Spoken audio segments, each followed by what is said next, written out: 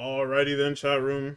Welcome to issue 43 of Real Graps. As always, I am Guardy and I am joined by Tux, and we'll take you through the week in wrestling. And boy, was this a week. It was kind of sleeper, I can't lie. That episode of Raw was probably the slowest episode of Raw I've seen. The crowd just didn't like anything. I don't know how to describe it. The crowd didn't like a goddamn thing on that Raw episode, except for the main event. Which, I mean, the main event was fucking awesome, but Where are they at? yeah, what the fuck, guys? They were in Arizona, Tempe, Arizona. What the hell? I think so, right? That was them, not SmackDown. I thought SmackDown was Arizona. Oh, okay. If it was Oh, they both were in Tempe, Anaheim. Oh, they're in California. I see. Uh-oh. Mm. California. There's many places in California, chat room. Just reminding y'all. Do we have news?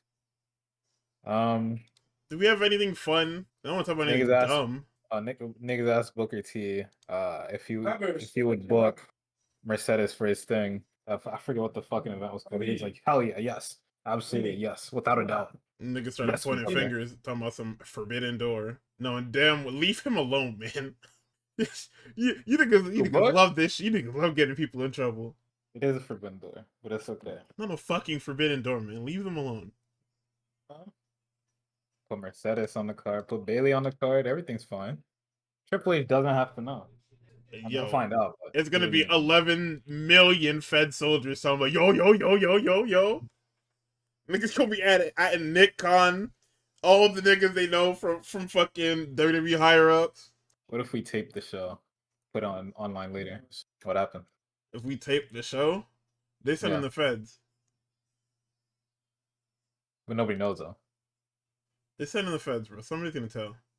They are sending the I fucking feds. I don't think there's anything else noteworthy.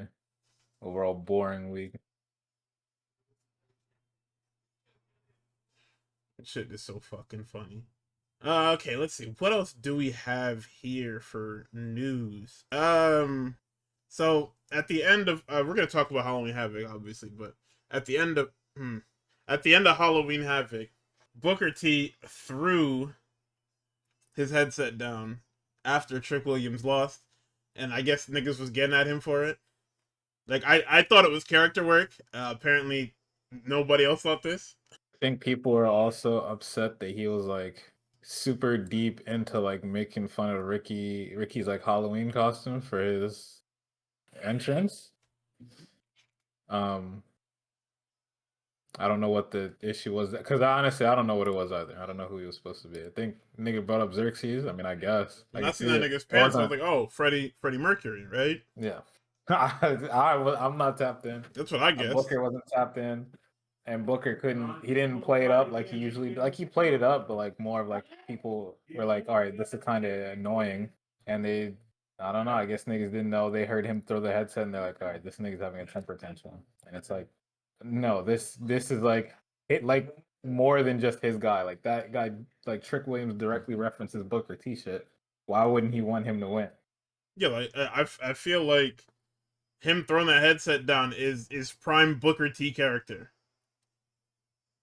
You know, like because he's like super heavily a Trick Williams guy. Like it's not hidden. Yeah, like they are literally attached at the hip, which is why Trick going up to the main roster is gonna be weird, because nobody's gonna do for him what Booker did for him for the last 3 years.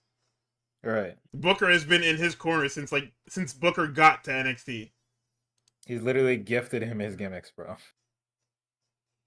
Like, I wouldn't be surprised if a report came out, which doesn't need to because we see it all over the place, that Booker was literally like playing a hand in all of this nigga shit. Like if his fingerprints were all over Trick's shit in like the literal fashion, like we got an actual confirmation, I wouldn't be surprised. Not at all. Definitely the Hollywood Trick stuff, absolutely. See it all over that. Let's see. What else do we have? Oh, okay. So private parties deals are coming up, and a report came out from Fightful yesterday that said that the Hurts and first of all, we can go back all the way to the earlier day where it says sources spoken to implied that Private Party's AEW contracts may actually expire at different times. I don't know how this is possible. They have been a tag team since they got to AEW. I've been watching Dynamite since episode 1. They were a team when Dynamite started. It's not like Mark Quinn and Isaiah Cassidy were just random niggas on the roster. They were Private Party when the company started. So how the fuck do these niggas have deals that expire at different times? There had to be something when they like either extended the contracts or what, to where they were like, they themselves were like, hey, let's just, if we do decide to hang it up, I might want to be a little later. Nigga might be like, oh, I want to, have the option to cut it loose early at different times, and something must happen. I'm Yeah, not sure. but I feel like if you're a tag team, you would negotiate the deal at the same time, like basically in the same fucking room, because you niggas are one person. Like when you, I obviously don't know how these contracts work, but I would assume that if you are signing a tag team, right? Because it's not like you're signing two individuals that you're going to put in a tag team. You went out and you got these two niggas who are in act together, and you signed them together. There is no way that this isn't at the same time. Alternatively, there is no way that the renegotiation isn't at the same time. Because what, did you approach one nigga like a week apart? 3 weeks apart? Maybe. Injury time? Nigga, if you injury time a team you're literally not using, like you're actively not, like this isn't the Lucha Brothers where you can pop them off in singles competition. So I understand why you held on to one of them. Private Party is exclusively a tag team deal. If you tack injury time onto that, you're evil. No. Danhausen is different. Because Danhausen was like, I need to get the fuck, y'all fired my man, I need to get the fuck out of here. And he said, no, you're not. You bitch ass nigga. Y'all fired my man? Oh, hell no. You try to make a beeline for the door lock. Nigga said, that's a bet? What am I gonna say, no? Let's see. And then afterwards, later in the day, Tux posted the Hurt Syndicate piece, which says the Hurt Syndicate has reportedly been giving Private Party advice on how to improve their careers, including spending more time at the gym. This has reportedly been seen as, quote, very helpful, end quote, for Private Party. So the first thing when I saw this, the first thing that popped into my mind was, please God, do not just randomly gain 80 pounds of pure fucking muscle. Because we've seen it happen to everybody. It happens to everybody at some point where you decide that you're gonna try to, quote, improve your career, and you are all of a sudden a brick shit house, or you're just heavy. It happened to Kenny. It happened to Osprey. It happened to Coda. And it makes sense there because in that company, in order to succeed, or not even to succeed, in order to be considered for the heavyweight, well, at the time, in order to be considered for the heavyweight division, you did have to pack on muscle and weight. Like they were actually separating people by weight. So that's why when you look at the IWGP title matches, it's only ever a certain look of guy or a certain type of guy. You will never see a guy that's a junior challenge for that belt unless, or at the time. I keep saying at the time because obviously we know Zach doesn't fit the bill of what I'm talking about.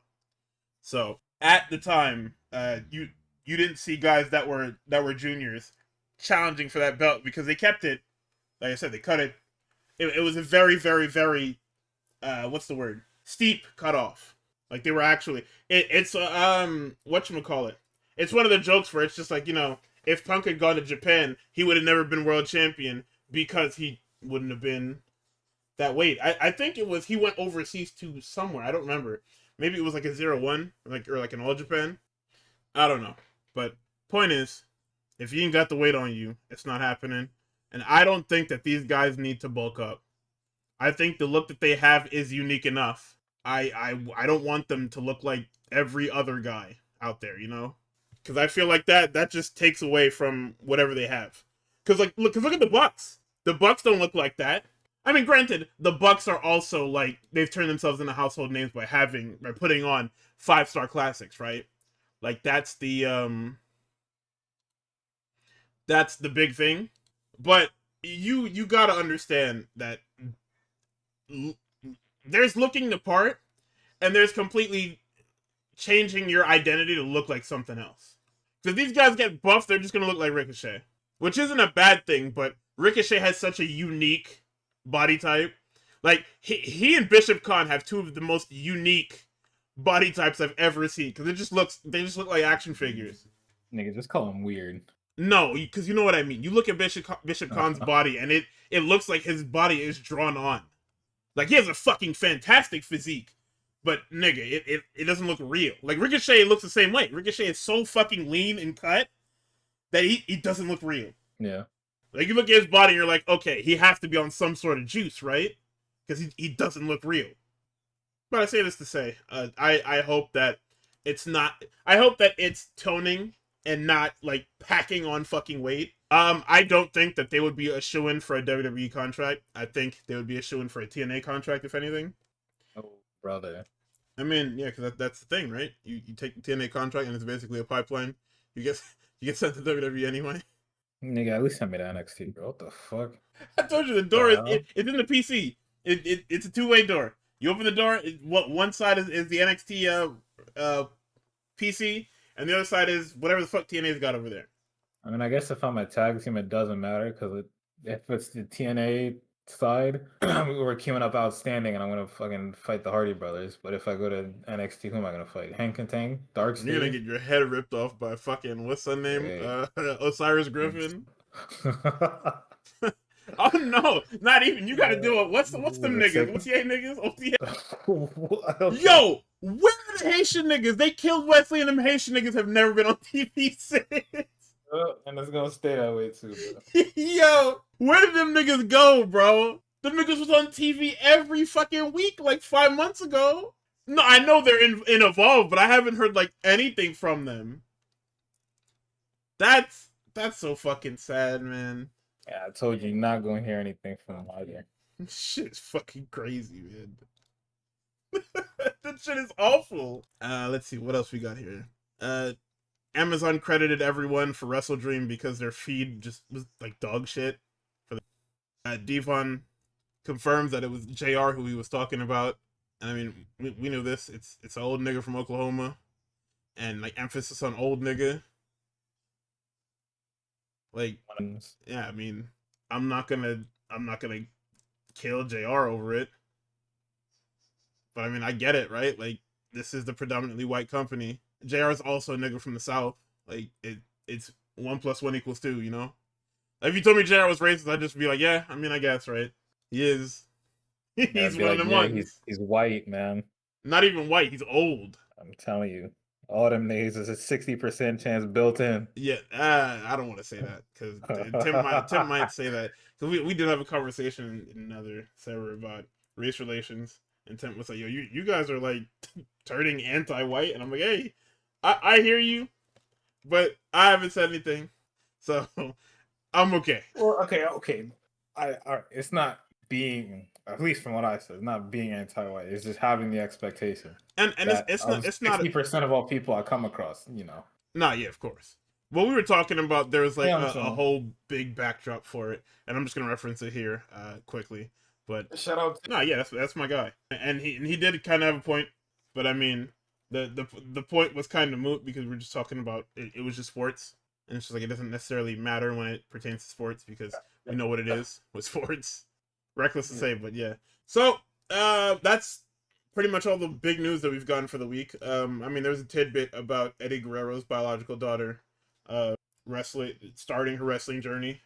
Good luck to her, because boy is that gonna be fucking annoying. Because if you're not like good out the gate, them niggas are gonna treat you like they treat all 17 of them other Samoans. And they're gonna have you trying to do all the gimmicks every last time. Yeah, please don't sign with NXT. Please go somewhere credible. Please. Please go somewhere else, because if you end up in WWE, you will just be Dominic Mysterio. They finna be a tag team, bro. Like, you are just gonna end up Booker School, good, but yeah, I guess that's the WWE pipeline, right? You just get ID tagged when you sign up at the door. I didn't even think about that. Yeah, you just get You just get ID'd at the fucking door. Like that kind of sucks. You don't even get like a chance to like do anything yourself. So, SmackDown this week. SmackDown, dude. I need this taken off the air. I'm so serious. I'm so fucking serious.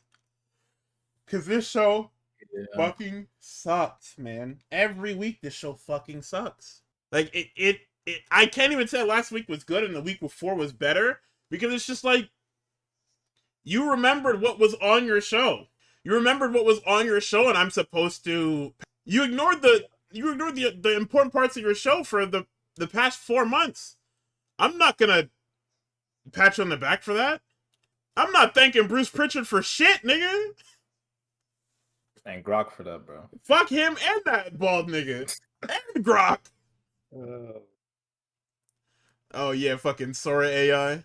The writer AI. Whatever the fuck that shit is.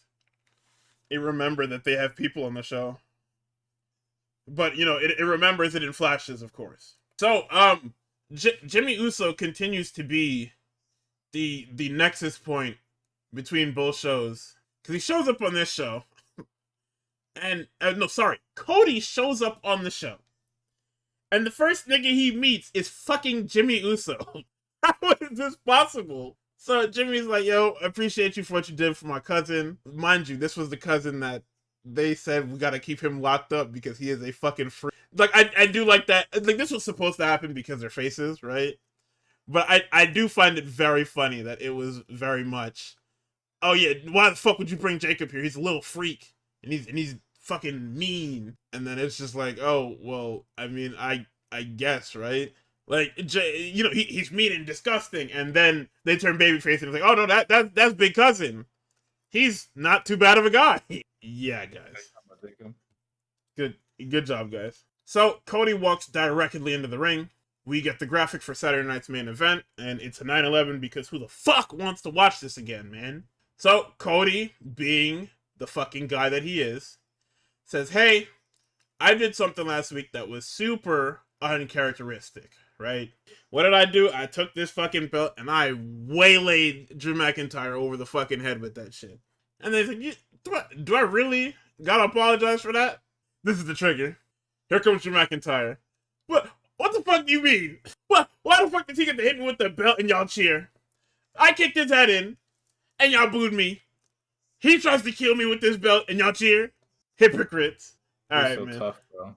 Hey. This is such a new angle. I've never seen this before. McDonald's is hiring. Do they like McDonald's in fucking Scotland? I'm just asking, do they like McDonald's over there? Because you would run the night shift crazy, nigga. You run that shit like a Navy, bro. No, I'm saying. Let's see. He calls his fans complicit. No. Brainwashed by corporate Cody's propaganda. He screwed him, attacked him with the belt, and the fans still cheer him. I've been screwed so many times, this has become about Drew McIntyre finishing his story. And I said, good lord. Yeah. And he goes on to say that he truly was not the one to attack Jacob Fatu, and that he is a scapegoat. So here we go, right? We are at the point with this who done it for Jacob Fatu that I don't fucking like this thing. Because this means, because commentary is fed into it now too, where they're asking the question of, well, did Drew actually do it? Instead of just, oh no, sorry, they're not asking the question of did Drew really do it. They're asking the question of, oh well, he clearly did it. We know it was Drew McIntyre, which in WWE land very clearly means that there's going to be a sinister third option, and I don't like the sinister third option. It's Randy, probably. Like it's the most WWE thing where it's just like when everybody starts feeding into the whodunit, like feeding it into the obvious side of the whodunit, it's not, they're gonna swerve you. So we'll have to brace ourselves for this fucking Randy Orton heel thing, or I can't even think of anyone else. Nobody else is on this fucking show. Santos Escobar is not gonna be able to kill Jacob Fatu. Like, that guy's dog shit and stuck in Mexico. Everybody else is hurt or injured. This shit is crazy. So, I I didn't catch what he said because he's a bitch ass nigga. He brings up Naomi, and this angers. No, sorry, doesn't just anger Jimmy Uso. This angers Cody first, and then Jimmy Uso comes flying in from off screen.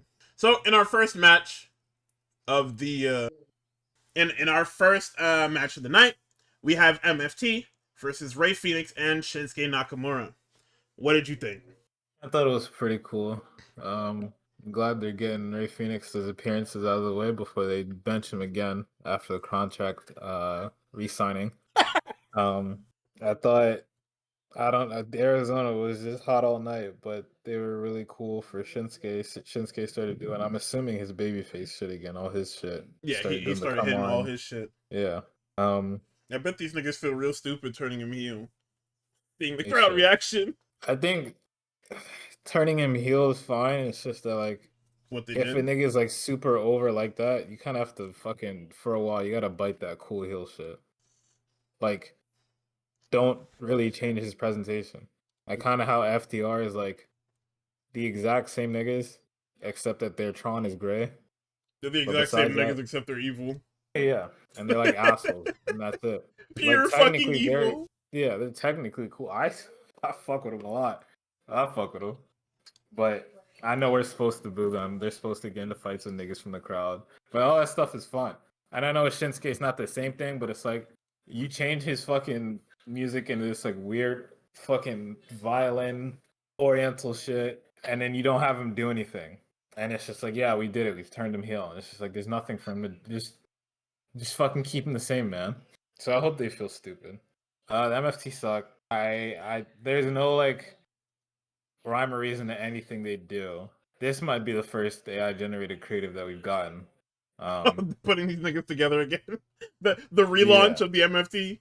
The relaunch, yeah, that shit might be scripted by fucking writer AI, because I don't, they don't talk, like none of them talk except for Solo. I guess they had Tama Tonga backstage doing the fucking thing again, which is like easy, but they don't give him anything else.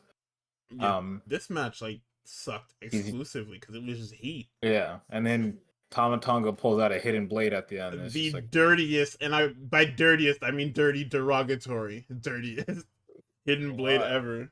Like There's Jeff nothing Cobb is hidden about this fine. blade, nigga. What they call it, the cutthroat. I hope not. They called it something like that. The I knife didn't catch slice, that. the blade slice. They called it something. Yo, I forgot that before this match started, we came back from commercial, and Drew is begging all this to suspend this nigga. I said, holy He's fuck. like, You gotta do something about him. He can't do this to me. Hey. You gotta hurry before Jimmy gets me again. Send him to McDonald's now. Because So he is bad. done. You wouldn't have put me in the WWE Championship match if you thought I was guilty. Oh my fucking god. Get off must my not know TV. all this, bro. Yeah, the guy's a fucking idiot, man. So, also, yeah, there was a soundbite. I mean, matches. Something. But, Michael Cole has a call out, and he says the MFT is United Empire. And I just said, alright. You want me to turn this fucking TV off. I get it. Jeff Cobb, United Empire. Everybody is fired. Who else is in that faction? TJP, Great O'Con. What the fuck is son's name? Callum Newman. Fuck, who the fuck did they take out of there? Aussie Open. I mean, well, not now, but Hinari was in there. Was Willie in there? Willie Ospreay? That's his faction. So that's how Tama got that shit. Okay. That was his group. Jeff Cobb gave him the jutsu. Okay, he gave him the fucking spell scroll. Aussie Open was in there too. Mark Davis and Kyle Fletcher. I see. Forbidden Door just creaks open a little bit more. No, it's slamming shut with every New Japan reference. It's creaking open more and more. Every New Japan reference on WWE tightens the fucking lock. They let AJ go wrestle Tanahashi, and they put an AEW. Actually, if AJ goes to wrestle Tanahashi and Takeshita's on that card, it might as well be the WWE AEW Forbidden Door. Get the fuck out of here, man. They're gonna pull him. They're gonna pull him so quick. Oh, You got the niggas on there. Better not. If I'm the head booker at NJPW, I'm having them niggas stare down. That guy, I'm gonna get sued. that guy's pussy. He won't. I'm gonna get sued, bro. I don't care. I'm having them niggas stare down for a match that will never happen. Okay, let's see. Julia's getting off the phone with somebody. I don't know who that could even fucking be. We have Tiffany Stratton versus Kiana James.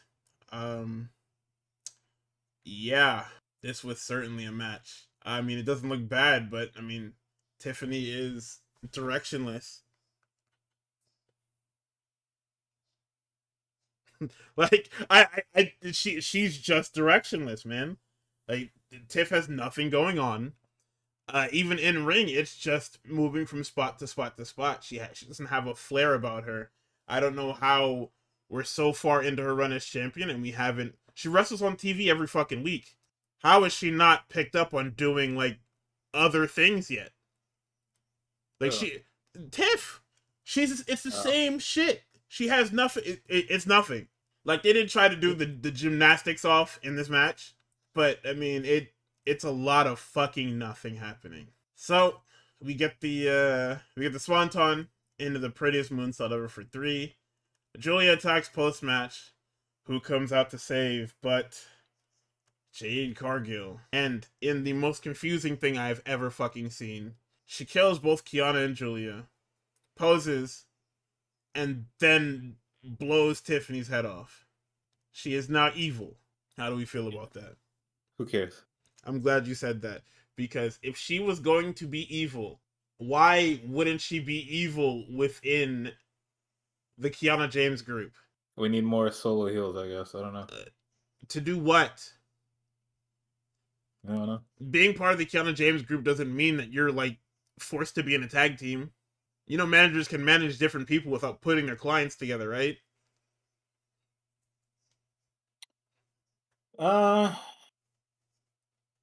Yeah. Perfect example. If you've got Clutch Sports, it's a bunch of niggas on there. Not every one of them niggas is gonna do a commercial with Braun. I mean, even though they'd probably want to, but the point is, you're not gonna mix your talents because they've got talents all over sports. It's not just basketball. You also want them to have their own brand, apart from each other. I don't want one client to have to rely on the Braun tax. I don't want Braun to ever have to rely on somebody else, even though he won't. But yeah, give I out put the them Braun together. tax. I put them together too much. People are gonna start expecting them together.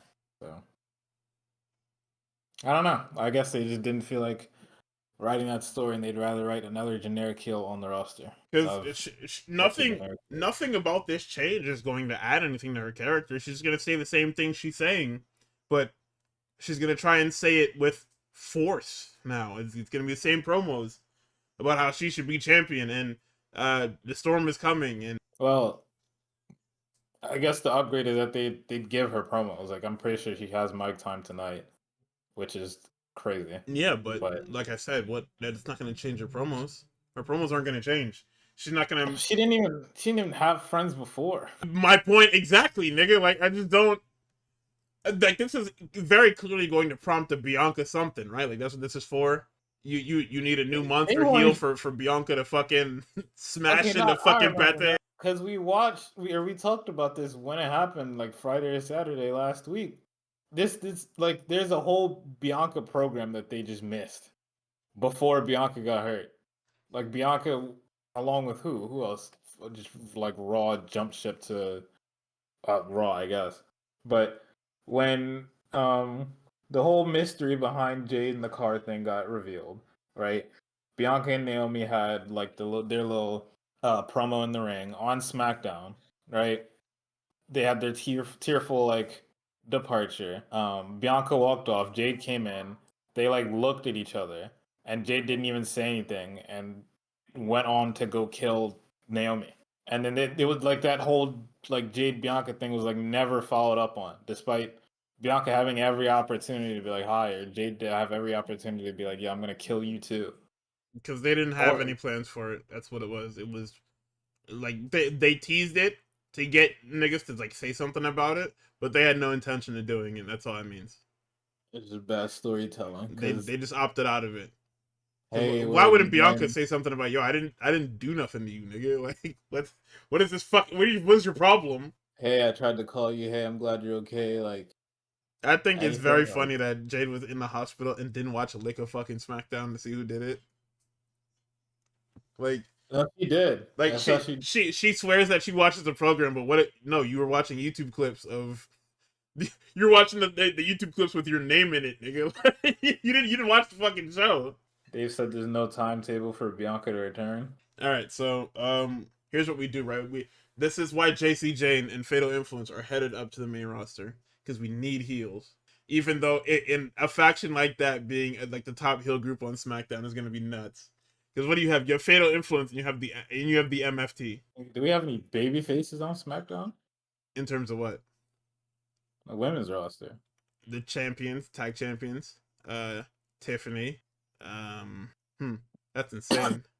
No, don't cough. That's I'm I would,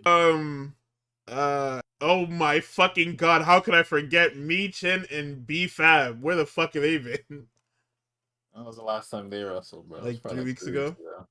weeks ago. I think so, yeah. I can't Wait. believe that Michin isn't on Saturday Night's main event. She was on like 3 of them hoes already. She's missed Saturday Night's main event. Come on now. They don't rock with women on that program. I think period is what you should say.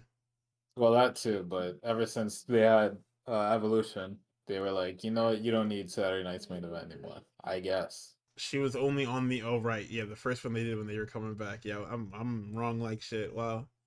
Sorry, they were in the fucking matchup like 17 times, so I assume that it was on one of them. At least one of them was on those fucking things. Golly. Either way, this Jade turn does nothing. More backstage beatdowns, I guess. On who though? It's one person on the fucking show for you to beat up. Like that's not gonna get old. I don't know, man. Okay, Zelina as a babyface wasn't working because they didn't care enough. They didn't even try. I don't even know how Zelina got turned because she got her ass whooped by a heel. Her husband is evil, and now she's part of her husband's program, so she's evil. She gave that nigga the fireball to kill Damian Priest with that only. Yo, I told y'all. Well, I told y'all about this stupid ass fucking Damian Priest shit, man. I said it. It's never ending. It's never ending. This nigga came back after a week and a half with this fucking shit on his. I knew it. It wasn't an eye patch, but he's wearing them fucking sunglasses.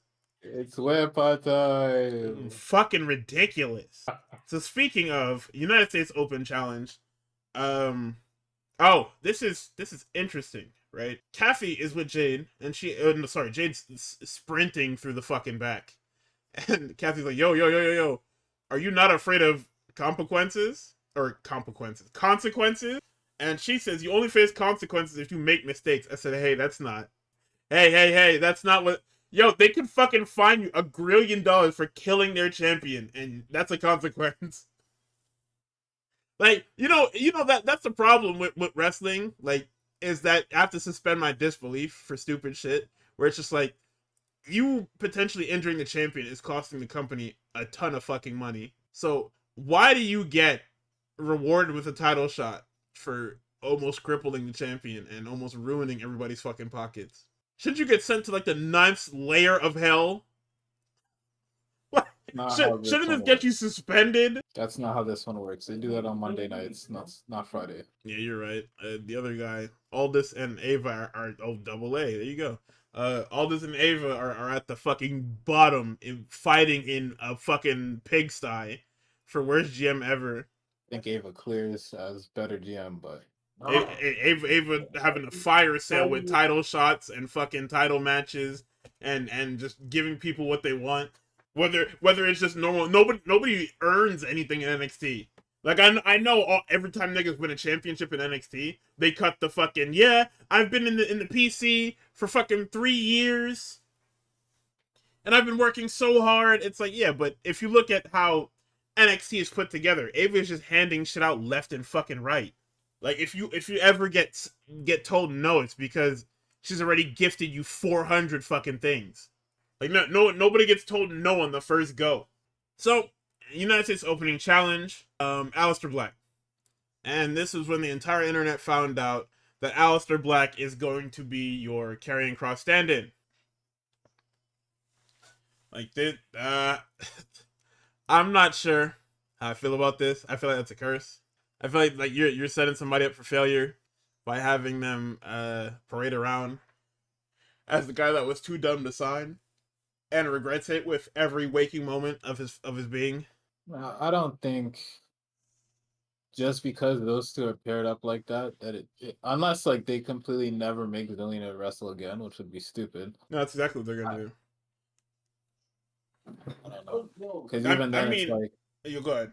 Because they have Candace with DIY. I would hope that means that she gets to wrestle again and not just stand there and hit people with Ranas occasionally. Before the speed tournament, the first speed tournament, where was Candace before?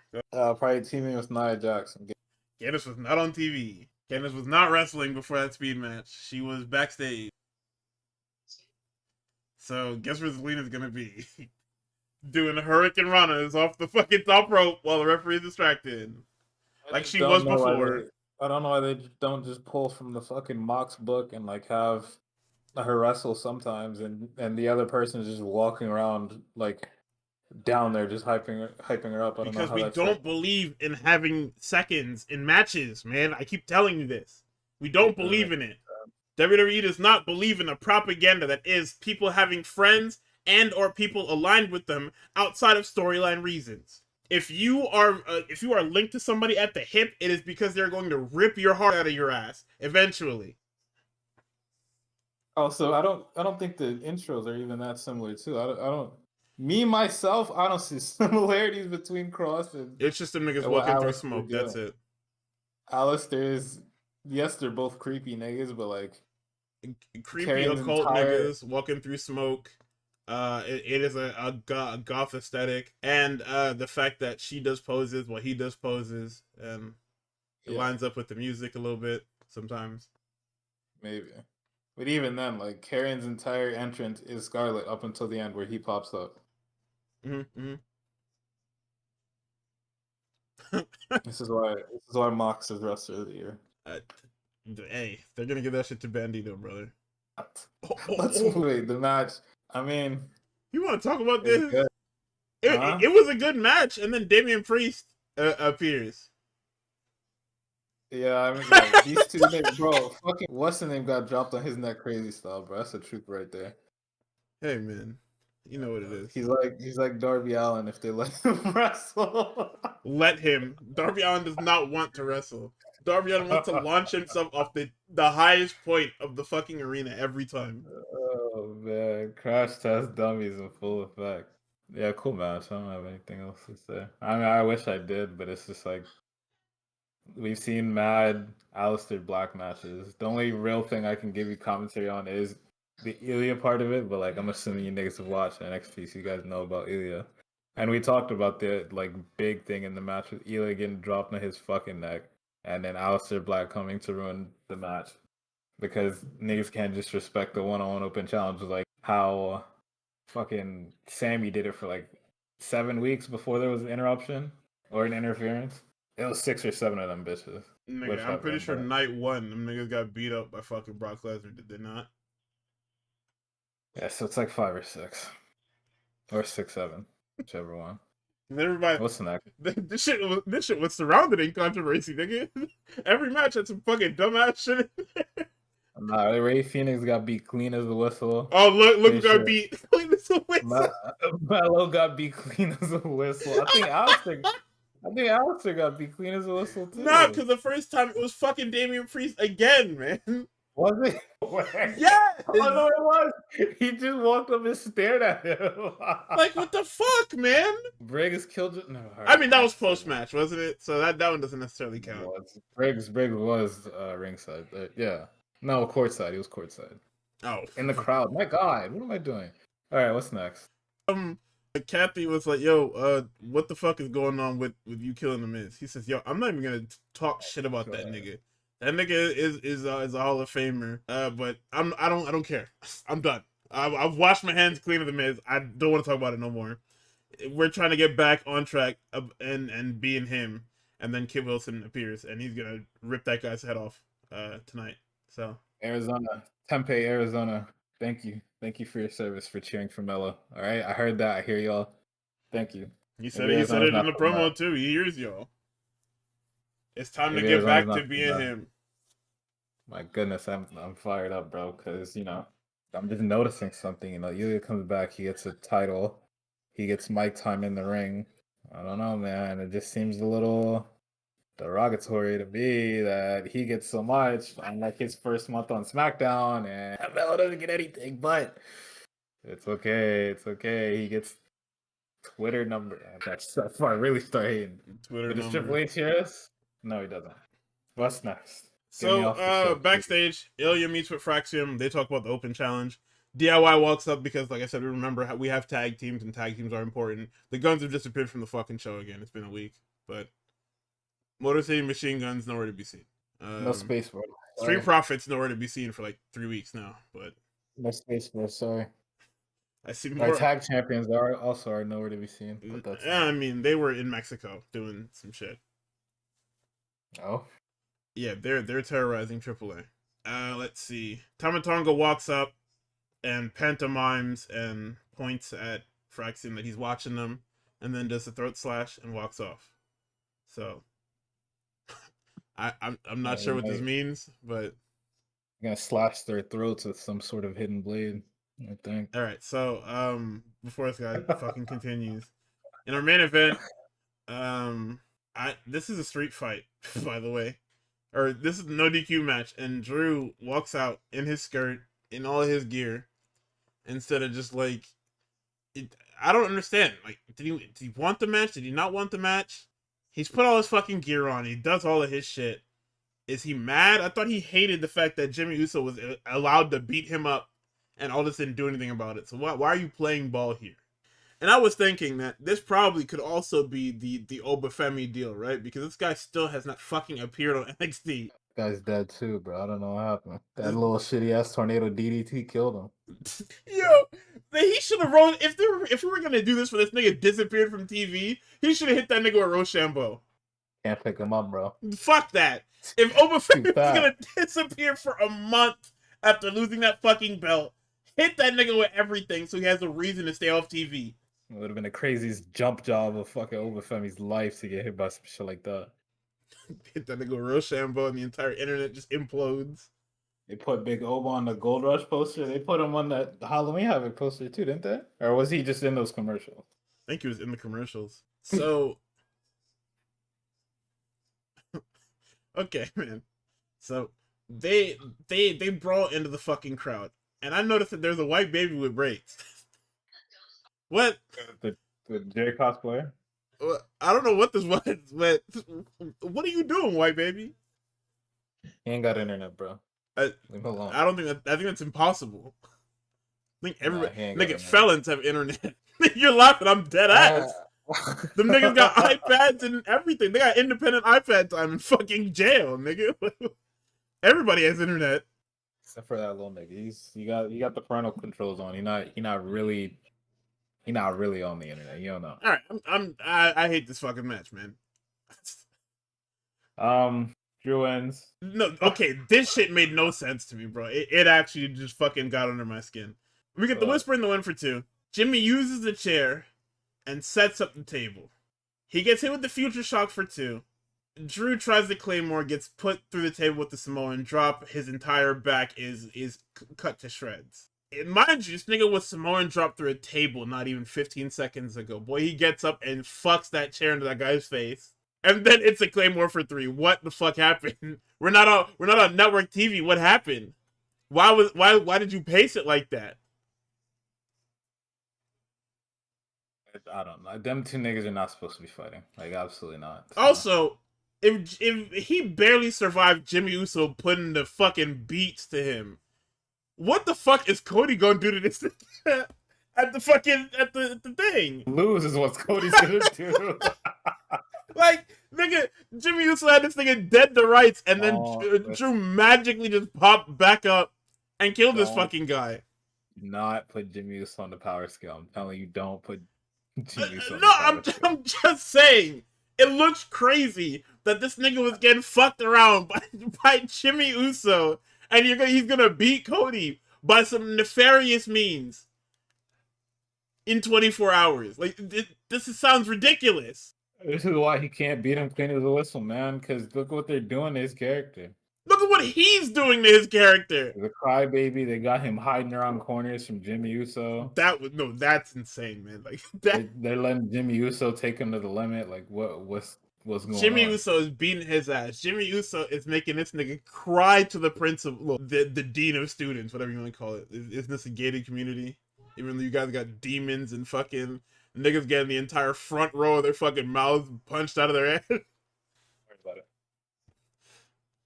All right. However, the point is, Roman's politicking has ruined Drew McIntyre. Roman's politicking has ruined and a lot of people. And I'm not even talking about in the last 5 years. I'm talking about in the last fucking 8 months. So, Collision, because we are better than the aforementioned show, we start with a Hangman Page town hall. Basically, he scolds Samoa Joe for doing what he did after Wrestle Dream again. He reiterates that you either live long enough to see yourself, or you either die or live long enough to see yourself become the villain. He talks about how Joe made it possible for somebody to dethrone Moxley, and he says that Joe feels embarrassed that he couldn't kill the Hangman. And he calls out the rest of the ops and says that in their frustration and embarrassment, they stabbed him in the back. And he says that you should have known that jumping me was a mistake, and that because now I'm gonna ruin your fucking life. So we open up with Pac and Ishii, battle of the meatiest men humanly possible. Why are they calling Hangman the Reddit champion, bro? You said what? Why are they calling him a Reddit champion? For that you live long enough to see yourself become a villain. Because it's a meme that would get reposted from Reddit on Facebook, and then find its way to iFunny and then Twitter. And then Blue Sky after, man. No, yeah, Blue Sky is like the end of the chain. Like, it's been everywhere. And then try to see what the Blue Sky original bangers look like. I don't want to see that. Pat cuts a promo. He says this is a war, not a battle. A marathon, not a sprint. He's gonna smoke Ishii and let everybody know the Death Riders still run this place, whether they like it or not. Did we know that this motherfucker is 15-0 on the show? What? Yeah! I think it might be on the year, but I think it's still crazy to be 15-0, considering that everybody in this faction is getting their asses beat to shit. 15-0 is crazy because wasn't he gone like the entire year? Yes, like May or June. Never mind. He was literally gone up until, what was that, All Out or whatever, or not All Out. What All Out was the Darby Allin shit, right? Because All In was the Hangman match. Yeah, he was going to All Out. And he got hurt in, what was that, like March, whatever fucking. I think that was a Dynamite on like right after Revolution or some shit like that. I could be wrong. My memory is we know after 43 episodes my memory is not good. But point is, Pac has been gone for 70% of the fucking year, and he is 15-0. This match is fucking awesome, man. Yeah, it was good as hell. Like I love these never open weight matches that they had. Like when you wrestle Ishii, the same way it is the same way that things go when you wrestle Minoru Suzuki. You're gonna wrestle their style of match, and if you can't do it, I guess we're not having this fucking match then. Because boy, they were beating the fuck out of each other. They were hitting each other as hard as they fucking could, and that shit was fucking awesome. Also, why did Nigel try to call this nigga a klepto? Nigel was tripping at it, bro. That nigga said Ishii has been a klepto his entire life. Shibani's like, is that true? I don't know. All right, man. Thank you. Hey, cut his. Also, I don't like that Ishii is coming out to this fucking Friends theme. I think it's upsetting to me that I see Willow Nightingale more in the goddamn Titantron Dude, come than I on, do let it on go. the actual goddamn TV show. No, Come on, she was on Dynamite this week. I don't know why. I don't know why she went out to go help Chris Statlander. I know she was just out there to make sure Harley didn't get killed. Yeah, we could have sent Harley out there like a chair or something. Got the same effect. Yo, that's insane. I can't even believe that this is what you're settling for. What? Coming out with a chair. Bro, don't send me on there with fucking Harley Cameron, bro. So Marina grabs this nigga Ishii's leg. They hit this motherfucker with a pump kick, a tombstone, and a deadlift German for 2. I do trust Tony Khan, but yeah. No, you fucking don't. I do. I trust him with my life, as a matter of fact. So on the floor, the ref is distracted, and Yuta blows this nigga away with this damn knee, and they roll him back in. Pac hits the rebound lariat for 3. Yeah, stiff ass lariat too. This shit is fucking awesome. Next up, we have Tekla and Mina Shirakawa, a Stardom return match. This was great. This was fucking a great. lot of fun. I just don't understand. Okay, yeah, so the Sisters of Sin showed up, right? They showed up at ringside. Where the fuck are the people that have been hunting them for the past 3 weeks? Where is Tony Storm? Tony Storm has been MIA, which makes sense for Tony Storm. Why did nobody help Shirakawa? Actually, that does make sense. Well, no, it doesn't make sense. As in, for me to agree with you, because Tekla was like, she said something before the match, like, "I'm gonna kill you crazy style," and Tony's gonna be so mad. And if she did kill her crazy style, and then Tony Storm was nowhere to be found, I was just like, okay. Yeah, like what the fuck? And then the Sisters of Sin showed up, and I was like, okay. Yeah, because I wrote in my notes, I'm like, oh, Sisters of Sin are on the stage. Now they're ringside, which means that Aminata and Hater aren't far behind. Nigga, they get involved in the match directly. She fights the niggas off. She gets speared and put in that damn spider web for the fall. She is 4-0 and Shirakawa falls to 8-1. And that's it. That's it. You know, Shirakawa getting killed and then the gay aunties showing up would have been smart, because then it's like, oh, okay. We're building something. Blood and guts. Did we forget that we're building to a TV special? Hello, yeah, Tony Khan. Hello. But it's okay. Trust them, guys. All right? You said you trust him. I do. Just not when it comes to very special someone. You know what I'm saying? Motherfucker, man. Okay. So, Nixon Newell and Miranda Alizé are here. They argue with Ty J, and they have a match for next week. And then I wrote, they probably should have been in the fucking tournament instead of making super fake tag teams. Like, should have kept Harley Cameron out. I'm saying. What happened to Deonna Purrazzo? Hello? Why is Taya just getting fucked around with? Actually, next segment is Taya getting fucked around with. Yeah. Yeah, Olympia's debut. She is fucking awesome, by the way. Nah, she's bullshit. Like, she's chiseled out of fucking granite, and she's fucking cool. Yeah. Yeah, I mean, you know what the MXN Open Challenge is. It's fucking comedy gaga for somebody to do all their shit and win. Yeah, because Mac's not doing them no more. Yeah, somebody need to fill the niche of getting fucked around with for 5 minutes. So, Olympia hits this squatting F5 for 3. That shit looking fucking nuts. So, Brian Keith and Ace Austin, a very weird matchup, because I think these guys are a lot better than this. It felt really directionless for a lot of this match. Yeah, the middle was kind of weird, but I thought the ending was very good. I mean, Ace Austin, I've talked about Ace Austin when they first signed him.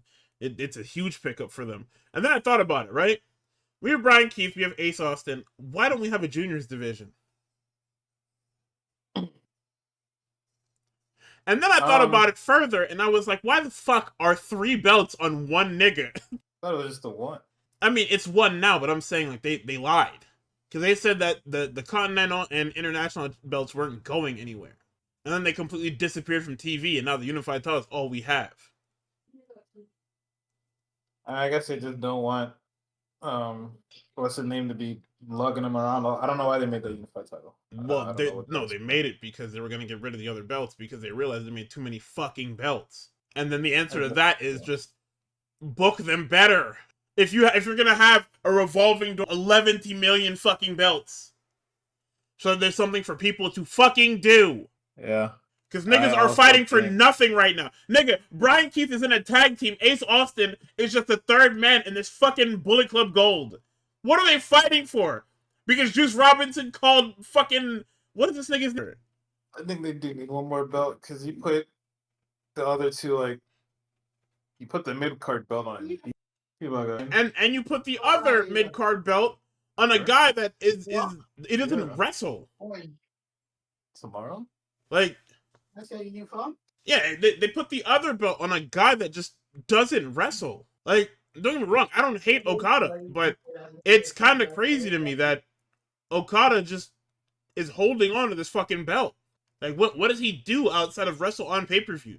If that's the case, then why does he need a belt? Because he's one of Tony's faves. So the fuck what? Be my favorite without the fucking belt. No. What the fuck? Oh, man. Especially if I don't want you to lose. This nigga doesn't lose either. So what are we doing? Definitely need one more belt. We shouldn't have... Whatever. I don't know why we have 2 belt collector gimmicks right now. Kind of pissed me off. I mean, it's just the one. Okada's just the greatest tournament wrestler ever. So, we'll have to see what the unified title even is. It's self-explanatory with the other belts disappearing, but it is kind of crazy that you said it wasn't going to replace those belts, and then it replaced those belts silently. Like, Callis went from holding all the belts to holding no belts. Maybe he just wanted to retire the Continental belt for whatever reason. He just didn't want that shit on. Probably just didn't feel like booking that shit. I feel like if that's the case, then just change the rule. Because here's the thing, right? They're gonna do the thing with the fucking G1 where the unified champion is gonna be in the tournament. Yeah. So what the fuck? Why don't we just take that away completely and have it be that the person who wins the Continental Classic can go for the unified belt? I don't understand. Or that they get a guaranteed unified title shot or whatever it is, or their choice in championship match. I also do think it's mad funny that like Ricochet has been doing such great work for so long, but he can't get rewarded because the guys above him are just like. Yeah, you hold the guys above him in a different tier. Like, you like Ricochet, but you like all these niggas way more. Yeah, I can't justify putting Ricochet over any of these other niggas. Which is fucking crazy, man. And you don't even have to call it a cruiserweight division. You can call it a juniors division. You can call it whatever. The international title's best champion was a nigga wearing some fucking jean joggers. Denim joggers. Fucking Canadian tuxedo jean joggers. that guy is the greatest international champion of all time, bar none. I just don't understand, man. I don't know. I don't book the shows. I don't do anything with the shows, so I shouldn't let this bother me, but it's fucking annoying. We're waiting for Swerve to come back. We're waiting for. All right, so Ace Austin hits the fucking Tatsumaki, and he hits the fold. It wasn't a bad match, but it was definitely directionless for a little bit. The Callis family, or sorry, Lexi's with Callis. He calls Lexi a gossiper because she's asking about the issues between Soup and Okada. He calls it normal behavior when you have a family full of alphas, and he announces a family summit. Then called her cousin fucker. Called her that too. Said it without saying it. It was crazy. He asked her if she was from Alabama. That's it, man. It's good. So let's. Among other things, yeah. It's Hook versus some guy. Yeah, Hook versus AEW original Griff Garrison, Red Rum. So Olympia says what, man? It's the fucking thing. Oh my God. It comes with Red Rum, bro. I don't know what to tell you. I like how he stopped calling that shit the Coquina Clutch. Because it's not. It's not? No, nigga, that's the Taz mission. Oh, true. This is the Kata Hajime, Taz mission, Red Rum, whatever you want to call it. This is Dad's move. Should it look similar? Let's see. We get a video package for Aminata and Hater versus Sisters Sin. It's so crazy in retrospect now. Julius, I said it. I told you exactly what. They're dumb. They're dumb. They're dumb on purpose. We're gonna ignore it. We're gonna ignore that. No babyface in the history of current wrestling TV is smart. Everybody is dumb. Niggas cannot see past the nose on their fucking face. You called out a tag team that has a third person in it with no backup and thought you weren't going to get asked out by the third person? There's an entire giant spider in the corner of the fucking room, and you said, nope, don't see it. Sorry. He don't bite, bro. He don't bite. She don't bite. All she does is bite, by the way. Notorious for biting, but As long as I don't go to the outside and run in a straight line, she's not gonna pop out and spear me. fucking ridiculous. Oh no, I went outside and ran in a straight line, then she popped out and speared me. Julia says that there's no tag titles without them. And I said, well, that's technically true. That's an insane thing to take credit for. like, what the fuck, man? So, Monet and Olympia is confirmed for next week. It's CMLL women's title. FTR and the Bucks versus Jurassic Express and Jet Speed. This is a $400,000 All-Star tag. There's Beach Ball to start here, and everybody's playing with it. Faces are playing with it. Fans are playing with it. They're throwing it back and forth. It gets to the heels, and Cash does the most impressive thing I've ever seen somebody do. He is able to pop this fucking this beach ball with this chair perfectly. The only reason I'm flabbergasted by this is because have you ever tried to hit a beach ball with like anything? So the fact that he was able to use this chair to explode this fucking beach ball with one swing was mind blowing to me. Because normally you hit it and it slips. Nigga, he set this thing up perfectly, slammed it, and this shit popped. That shit, it blew my fucking mind. Like I said, like I've never seen such a thing like that. But anyway, this is just it's a Bucks 8-man. It's a AEW 8-man. It's a, you know what it is. It's bedlam. It's fun. It's a party match. Go watch it. You'll love it. Even if I love that they do this every week because they used to do the trios matches every week. But it's not something that you can talk about. Now you're probably going to say, oh, well, I thought you said you hated them.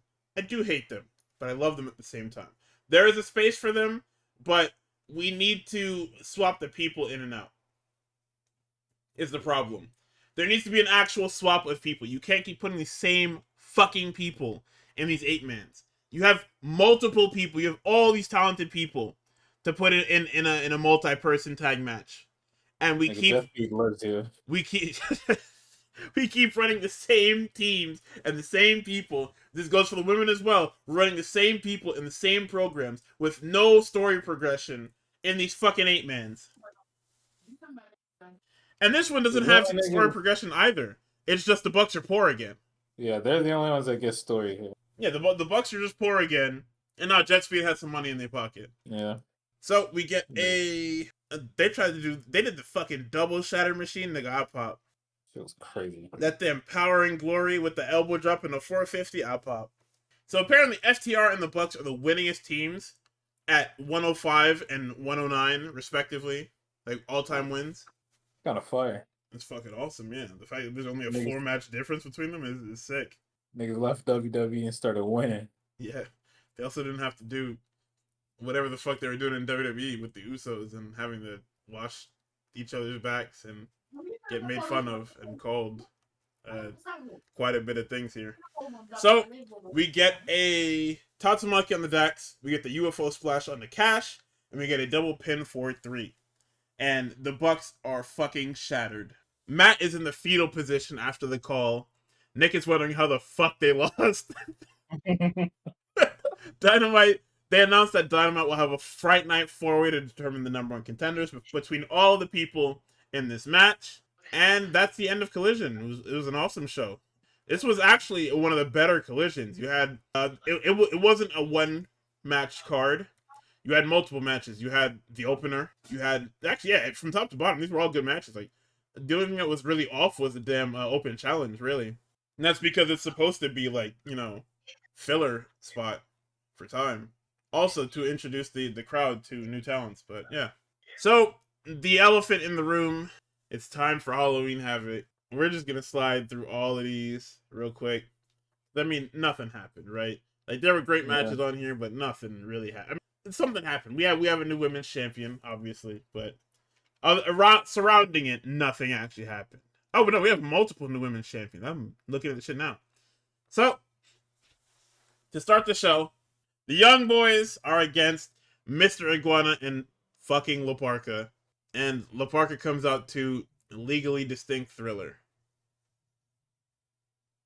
Which Well, yeah. So Hey, listen, we not in Mexico, bro. I can't play the shit that I can play in other places. We're in so Mexico, don't give no fuck. so if you didn't know, yes, Laparca's theme is actually Thriller, but because we are in the States and we are a major media conglomerate in the States, we have to use the legally distinct version of Thriller. The kids have matching gear. I mean, they hit all the Mr. Iguana spots that they're gonna do. They hit the Laparca spots. I mean, it felt very clunky. I'm not sure what happened here. Maybe there's a language barrier thing, but there was absolutely some disconnect with quite a bit of the spots. Even just getting into spots was iffy. What'd you think? I did not get to watch too much of this because I wasn't even sure if I was gonna watch this shit at all. But um, I fuck with Javon, obviously. I fuck with this is my first La Parka match, and I don't want to say it. I'm gonna get in trouble. What the fuck are you about to say? The green nigga gimmick. I'm over Oh, you don't like it. the puppet, bro? Come on. I think it fucking peaked when fucking Finn Balor was very distraught that Demonito was getting his fucking ass whooped. I didn't watch Um, that part of fucking Worlds Collide, so I'll take your word for it. saw a clip on my Twitter feed, and Oh, that's that's a bet. about We it. both But didn't watch it. yeah, I mean, I thought it was pretty good. Getting to see these two young niggas. That's what they are. They're young niggas. I can say that. The rest of you niggas can't say that. Against fucking two really good luchadors. I think it's perfect opener. Get the crowd going. There was a really ugly spot where niggas tried to catch each other out of the air with a fucking with cutters that we are He going to keeps ignore. trying that spot. He We're has to gonna let it go. He's gonna get it one of these days, and it's gonna No, be he's great. gonna get But it with a nigga that's gonna be the soulmate spot. He's gonna find his soulmate on the main roster, and that's gonna be their spot every time. The same way it's gonna be that kind of like people want Ricochet and Osprey to do the thing, what like the the head scissors fucking where he lands on his feet and then they do the stare oh back. the fucking yeah. That springboard catching you out of the air with the OG cutter that's his honeymoon spot. That's what that is. That's the soulmate spot. One day, but it wasn't today, It's gonna be and fucking Ray Phoenix, but yeah. we're striking it off. It's not gonna be Phoenix. Okay. It's gonna be Carmelo Hayes or Andrade if they manage to bring him back. Okay, no, that's not that's not happening. Sorry, litigation. No, it's not happening. They're gonna keep that guy on the show for 3 fucking years. Everybody's gonna forget about him, and he's just gonna on year 1.5, he's just gonna start showing up places, and they're gonna have to beat his ass. So we get the Swanton 450 onto Mr. Iguana for 3. Running down the card here, we've got Dr. Wagner, El Hijo del Dr. Wagner Jr. and Ethan Page, and a Dia de los Muertos street fight. And I thought that this was El Fantasma colors on Dr. Wagner, but they said it's Rey Mysterio Halloween Havoc colors, and I said, yeah, sure. He just happens to look like fucking Phantasma. But okay. So we get this shit was crazy. He ties up Ego in the damn Windsor knot, puts a chair up against his ass, and kicks the chair directly in his fucking ass. I don't know why the fuck he did that. Like, there was a ton of cool shit in this match. We have the iconoclasm onto the bin, and then he uses the bin lid for the face buster. Let's see. Wagner hits the coast to coast into the bin onto Ego, and then we have okay. So, did you see that, Rana? The one where Ego has to throw himself on this fucking chair. Yeah. Oh my god. Let me start handing out these Ethan Page apology forms to everybody on the internet right now. I mean, because Ethan Page has been on the fucking run of a lifetime, and before anyone says anything, nobody fumbled anything. Stop. He just shouldn't be. He just shouldn't be here. I mean, and the fumble thing, the niggas. I want to be nice, but the niggas that regularly go to the NXT tapings in the Performance Center, all right, special breathe out of their mouth. We don't take anything that they say seriously. All right. Ethan Page always been good. Why are you here instead of on SmackDown? Right? We told you what. He could be all he has to do is everything that he's doing here, the same shit on the SmackDown roster. Yeah, but he's locked in the program now. Like we accomplished the AAA deal, and now he's stuck doing the AAA thing. But that's the thing, and we say this every week. Him and fucking Ricky should have never fucking showed up in NXT. I don't care what It doesn't matter if SmackDown was in the middle of WrestleMania season. They weren't doing shit anyway. They weren't doing a goddamn thing. Raw, I understand. That What makes you sense. mean? They They got had shit to do over there. Cody Rhodes and John Cena and They weren't on Raw. yeah. They weren't on SmackDown. They're on fucking Raw. Come on, they were on Raw like twice, or sorry, SmackDown like twice. Okay. So we That's get not ego. moving me. Yeah, that's It's fucked not up. moving me, but it's okay. Let's see. We get the goddamn powder, and we get Twisted Grin through the table for 3. Jordan is He asking. ripped this guy's mask off. Crazy stuff. By the way. Oh yeah, no, I love the fucking egg top. Yeah. he cracked the egg, pulled the top off. That was crazy. I know you watched the match. I know you know what's next. Go ahead. Lion does not concern himself with what Blake Monroe is up to. Oh, but who else was But in the match? Hello? I did watch the match. Zarya lost, guys. Zarya lost. And she lost in the dumbest way possible. Yeah, her fault, by the way. Stupid ass shit. So they had an alright match. And by alright I mean lowercase a and alright. Not like alright, like it was alright. It was like it was alright. It was alright. You seen Soul's face? No. You seen Soul's face the instant that she got pinned? So we got a couple cool things here. I'm gonna ignore him for a little bit while I do this. All right, we got a couple cool things here. At one point they kind of do the gay version of Rhea Ripley messing her shoulder up at SummerSlam. Right? I forget how Zarya had messed her shit up, but she messed her shit up. She got shoved in the stairs. Oh yeah, she looked real too. I bought it. I'm like, when I was watching it live, I bought it. But she gets shoved in the stairs. Blake gets sent back into the ring because Zarya's kind of holding her own. Then, it looks like Soul's about to turn on Zarya. Soul looks left and right, pushes her into the ring post, and that magically fixes Zarya's arm. Oh my god, I can go again. Yay! So they keep fighting, Them niggas almost kissed. Oh my god. Well, yo, not on my, what is it with Nathan Frazier and people getting hurt? Who do you hurt? No, Track It Off dropped him on the back of his fucking. Oh.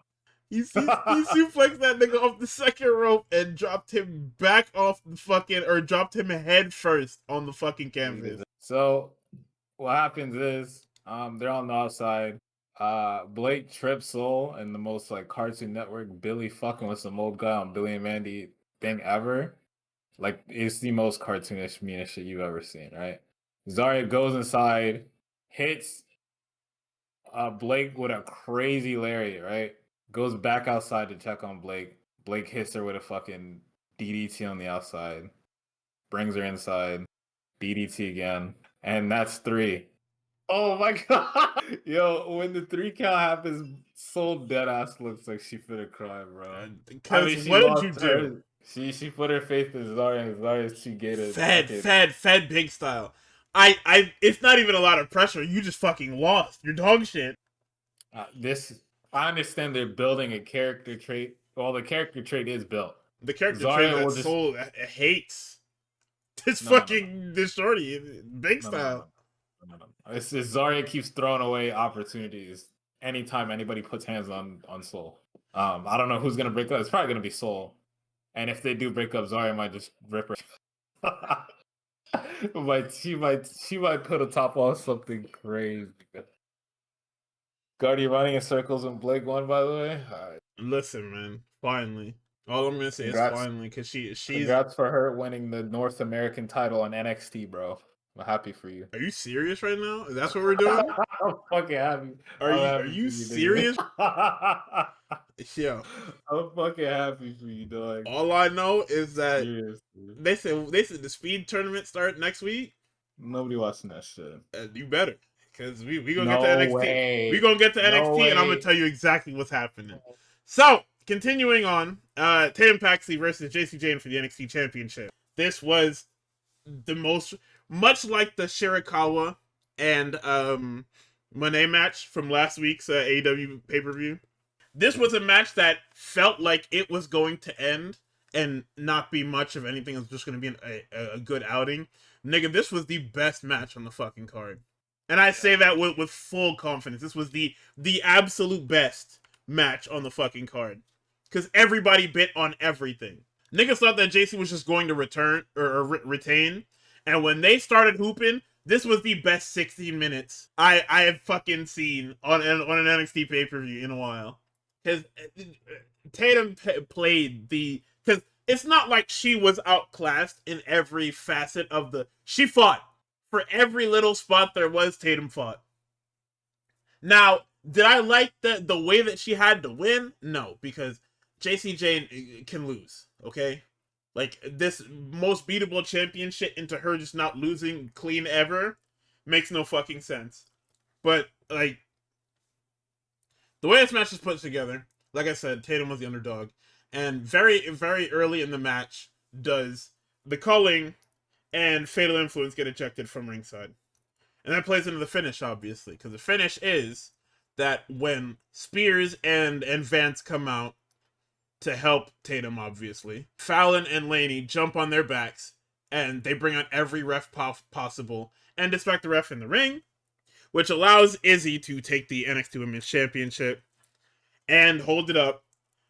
You see the screen cap here, where Tatum is looking directly into Izzy's eyes. Oh, see, there it is, right there. Good timing. And Tatum ducks. Izzy nails. Oh no, sorry. Izzy gets nailed by the dirtiest fucking rolling encore I've ever. Nigga, she blew her fucking head off. Oh my god. JCJ. Crazy. Nigga, she eliminated her. That was unreal. That was actually just nuts. I'm gonna go back and watch this fucking match at like later this week or like tomorrow or some shit. This was fucking awesome. Somebody thinks that Tatum just ducked out of the way. No, if you look closer, she activated her Sharingan.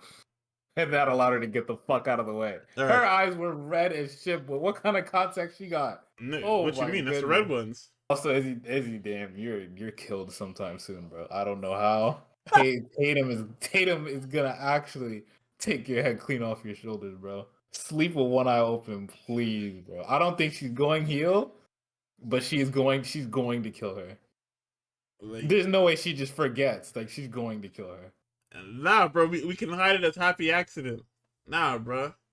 Tatum not dumb, man. At all. But that rolling encore, JC Jane, JC Jane, you are a fucking star. Hey, come to SmackDown. Yo, stop trying to coax people over to that horrible brand. We need come to SmackDown so you can hit no moves and get hit with Jaded. Nah. Okay.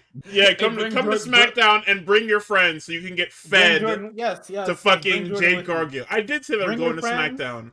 But I'm just saying. Bring your friends and bring Jordan Grace with you. Yeah. Oh, yeah. So you can all get fed to Jade Cargill. Yep. No, nobody's getting. You niggas are gonna make great EXP. No. You might get fed. You know, in Gen 5 Pokemon, when you go outside and you see a fucking Audino, that's the entirety of fucking Fatal Influence and Jordan Grace. That's what they are to Jade Cargill. It's just XP, bro. I hate that Jade Cargill and Nia Jax are protected. They should not be protected. I mean, Nia Jax makes sense, but I don't like her, so I don't want her to be protected. No, I hear you, and I don't like her either. But I'm saying you need for lack of better phrasing, you need a Brock Lesnar of sorts, and that's what Nia Jax is for the women's division. Bring up Lash Legend, bro. Well, yeah, that's what that ends with, right? Yeah, and then we can once Lash Legend is up, Nia Jax, you can go. Yeah, so can Jade Cargill, nigga. It's a 2-for-1. It is a 2-for-1. You're right. It's a 2-for. You get a clean 2-for. Yo, we keep throwing these names out. Legitimately though, you bring these people up to SmackDown, we're on par with Raw. Yeah, that's the funnest part. I think we're on par with Raw. The men's, I don't know what you do there, but because you can't bring up some of the niggas that we're throwing the names around, right? You can't bring up Javon. What? Why not? You bring up Javon. You might as well just close the NXT doors, bro. Right then and there. Nah, we got what's the name from? You seen that shit from Evolve where niggas were just fucking up and the editing. They fucked up so bad the editing was bad. That's why we can't bring up Javon. We have nah. You got to put the niggas on NXT TV. They gotta get bullied big style. Javon is basically slaughtered for SmackDown. I wish, bro. This company didn't lie to me the other 364 days out of the year. I'll be so hyped for Javon on SmackDown full time. So in our what's the word? I can't even say Old Bay, but in our sponsored uh Bengay Icy Hot match of the night is Dark State versus the Broken Hardys for the NXT Tag Team Championship. It's a plunder match. The Hardys are old. It's literally this fucking the Dudleys and the Hardys again, except swap out Bubba Ray Dudley with the fucking Hardys. Dark State's on the other side of this. I mean, listen, they backdropped Osiris, or not backdrop, but they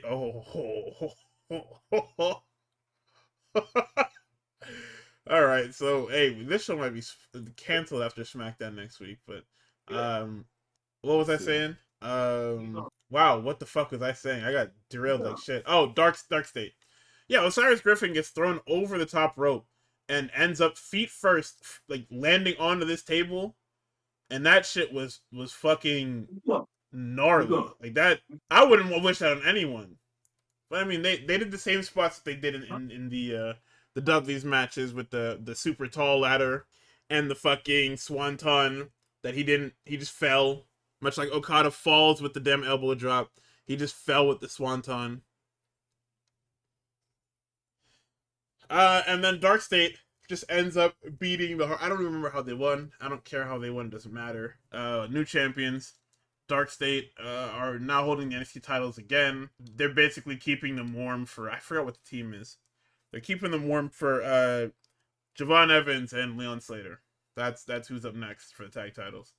And we know that because of what happens on this past week's NXT. That's all. So, in our main event, we have Ricky Saints and Trick Williams. Big fight feel here.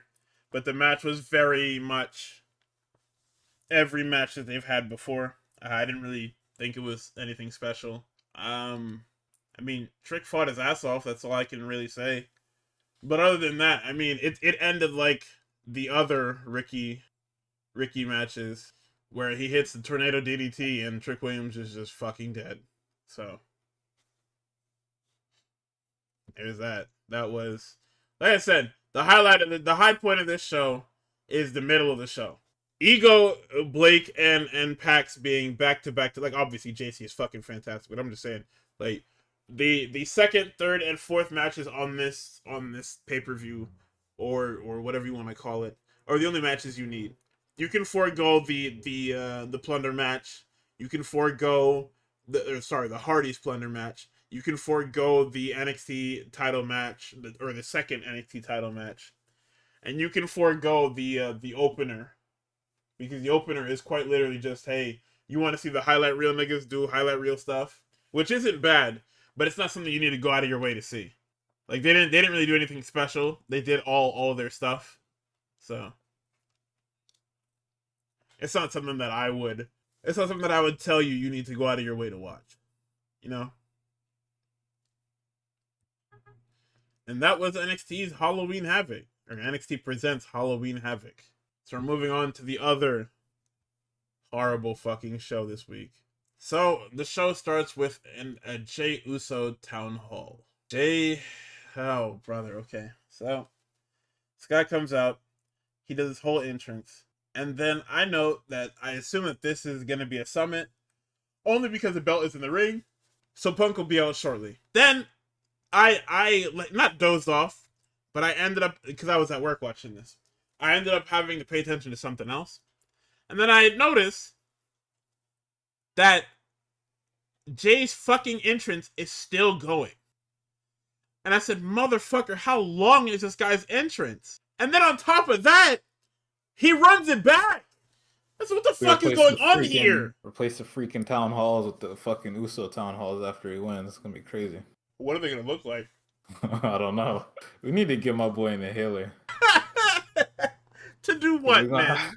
We're gonna have you doing this shit a lot, and we need you to cut promos. We're gonna give you an inhaler. Okay? Yeah. Guy that hates being called an entrance merchant, by the way. It's not your fault. It's too old. Actually, you can stop running it back now. I think we're good. I think the run backs have stayed their welcome. They're overstayed their welcome. The entrance itself, that's fine. Because the entrance Oh, but itself takes so long. what about the kids? Fuck them kids, bro. Man, fucking open up your goddamn iPads and go look that shit up. All right. You want me to run my entrance back? I'll do it on PLE. How about that? No, please don't do that. How about that? Get No, us no, kicked out. no, no, no. Sorry, please don't do that. Get us kicked out this venue. All right. Need to get him anti-anxiety meds.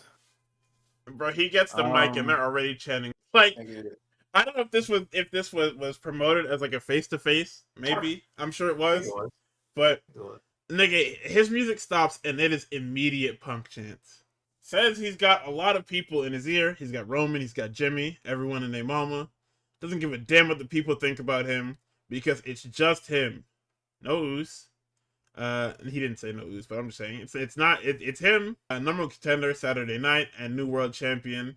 Y'all know the lingo. 4 letters, 1 word. He gets cut off by cult of personality. Punk's got new merch. I don't. Is this white or is this like off-white or cream? What is this? This cream. I didn't see it on the shop. I went and looked and I didn't see it on the thing. I don't know where the hell this was. It does look good. I think it looks good. I think the outfit is crazy though. The outfit is nuts. Eggshell. So Punk gets in the ring and he immediately mocks the encore and production humors him and plays his shit again. He's like, no. Fucking the Jordan gift. No. He apologizes for stealing his stuff. 4 letters, 1 word, points to his name on his fucking jacket. Punk says he's not gonna get into his personal space. That's for Saturday. Applauded him for listening to himself. Punk says it's hard for him to fight. It's hard for him to fight against Jey Uso because he likes him. I told people this, by the way. People trying to tell me that Punk didn't want any part of this program. I'm like, how is this? Do you people actually just don't know this man at all? This man is completely okay with this. He wants better for this nigga. That's why his promo felt like this. Like that. I mean, it could feel like that, but if it's fucking boring, I don't want it. But yeah, Punk says it's hard for him to fight against Jey. What were we saying? Like I understand he likes him, that's his guy. However, if he don't got it by now, for him to have like a good promo battle on you on the mic, and you ain't got it in him to fucking blow this nigga away if he can't keep up with you, don't give it to me. I don't want it. I can make this shit in 2K my career, whatever they call it in fucking WWE games. I don't need to watch this shit unfold in real life. Fucking freaking, why'd you go and get hurt, you fucking punk bitch? That's insane. That pisses Where did me all off that every come day. from? God damn. Because it should not be this, bro. Because I know Punk finna lose. And that's fine, bro. That's fucking fine, bro. Niggas wanted him to rip Jay apart. Listen, I like Jey Uso. It's been the same shit since I started watching wrestling full time. There's been one addition, and it's the 4 letters, 1 word thing. Other than that, there has been nothing else. I say get him in a hailing, not because I'm hating, but because I want him to be able to cut promos. Right? So Punk says that he gets it. It's hard to believe in yourself when you're losing or about to lose. He's got questions, but they're all answered by Jay's body language. And then he admonishes the crowd for booing when he mentions that Jay eliminated his brother. Punk tells him he's got what it takes, but asks how far main event Jey Uso is willing to go. And Punk lets him know that I will do absolutely whatever I can to be world champion again. I need it. I need it like you niggas need air. When you find yourself in a situation this Saturday you can't yeet yourself out of, how far are you? This nigga, I was supposed to go back and catch what he said at the end of this promo, but I fucking forgot. But he puts the mic up to his face. He says, "Let's go, Punk. I've been in the deep water before." And basically he said he had a good line, and I just forgot to go back and get it. But basically the end of this promo was him saying that he's ready for Saturday in the most Jey Uso way possible. It ends with the 4 letters, 1 word, and you know what it is. Yeah. Back in the Judgment Day clubhouse, Dominic has really ruined everything, like single-handedly. Like, and it wasn't even infidelity that ruined it. It was him hanging out with this fucking guy. Like, I don't know how this shit is fucking ridiculous, bro. So Dom says it's not ruined because of the guy. I mean, it is ruined because of the guy, but it's definitely not gonna break apart until the infidelity happens. Yeah, probably. I mean, the Whenever infidelity is that's gonna right. happen because they're gonna kick this fucking guy out of the group. Dom says they have a problem. Everybody groans. He says Pierce has a vendetta against him, and Raquel says, "Yeah, that's what happens when you fucking cheat, man." Which is kind of crazy coming from the group that cheats all the fucking time. Yeah, but it's different when it's me. But he swears he's never cheated in his life. Asks what they're gonna do. Finn is about to blow his fucking stack, and JD's like, "No, I got this. Chill out." Says, "Yo, you lost. You cost us the tag team titles. You're on your own. You got to figure this fucking thing out." They walk off. The guys walk off. Dom goes in another direction. Rox wants to go after Dom, and Raquel's like, "Yo, you got a match to worry about. The niggas will figure it out." So the infidelity is coming, chat room. The splintering of this group and the subsequent infidelity is about to happen before our eyes. If there's anything WWE loves, it's fucking infidelity. So I don't know what it was with the matches on this fucking Raw show, but these shits were not hitting. Like, I don't know what happened with this Anaheim crowd, but they didn't want to watch a fucking thing. Like, the crowd was basically dead the entire show. Without, if you weren't like a super duper main eventer, them niggas didn't give a goddamn about you. That shit was crazy. I mean, granted, this Penta and Rusev match wasn't fucking good, and I can't even blame that because it's just like these niggas do, like, even if the match sucks, when these niggas hit their moves, you niggas should at least be like a little bit louder than normal. Like, Rusev hits the Macho kick out of the sky, and niggas pop, but they go right back to being fucking silent. It's like, damn, this fucking crowd sucks. Niggas tired themselves out saying cult of personality, bro. They tired themselves out yeeting. That's what it fucking was. Oh, probably. They yeeted because you've seen the crowd. These niggas can't just like do the fucking thing when he does it. The music starts and they're doing the fucking thing already. Niggas not smart. Like it's the weirdest shit ever. The music starts and niggas are just flailing their arms, or like there's a point when he does it, right? This is like the Lara Valkyria thing, where there's certain points where you're supposed to woo at and it lets you know to woo at, and niggas do it when the shit just starts. Like niggas try to do it when they do the short version too. That shit is crazy. So I mean, this match was something. We got the damn springboard DDT. These niggas do the midair Machki kick again. They're doing all the shit that they've done in the other matches. We get a fear factor for 2. And then Los Americanos run in and beat the dog shit out of both of these niggas, causing a disqualification. Ah, yes, the age-old tactic of, if nobody wins, I surely don't have to defend my belt against other people. Huh? Huh? Come on. Nobody won, which means I have no contender. Surely the guy, the guy who fucking hates my guts wouldn't do anything to rectify this issue here. Surely. So stupid. The principal who has literally been beating my fucking ass after school every day will surely not know that I hired a bunch of niggas who've been hanging out with me to do some deeds. So let's see. Rusev then beats the shit out of Ryo and Bravo. Penta's gonna hit Grande with the Destroyer. The niggas pull him out, and then Penta and Rusev face off. So okay. So Jackie, the beautiful Jackie Redmond, is with this fucking creature. She asks him what's next, and he says, "You see Punk and Jey Uso going to Saturday night's main event.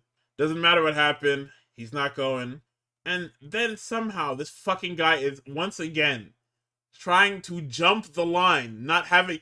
This nigga hasn't won a fucking match in months. How are you still laying claim to being #1 contender? Is there not a hierarchy with this fucking main event shit? No, absolutely not. There's 4 niggas in this main event picture. Nigga, yeah, he's talking about bro, he's talking about Night. How are you still trying to lay claim to being #1 contender? You haven't won a fucking match in forever. How can you still speak like this and believe that you're in the right?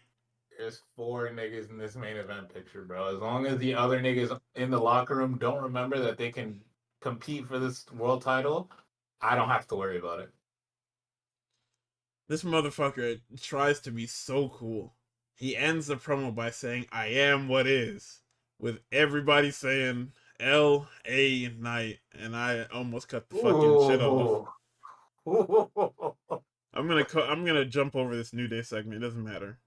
It doesn't matter. We're backstage. Breaker's just like, yo, we should have just killed them niggas last week. We should have ruined their main event. Heyman's like, yo, okay, sit up, right?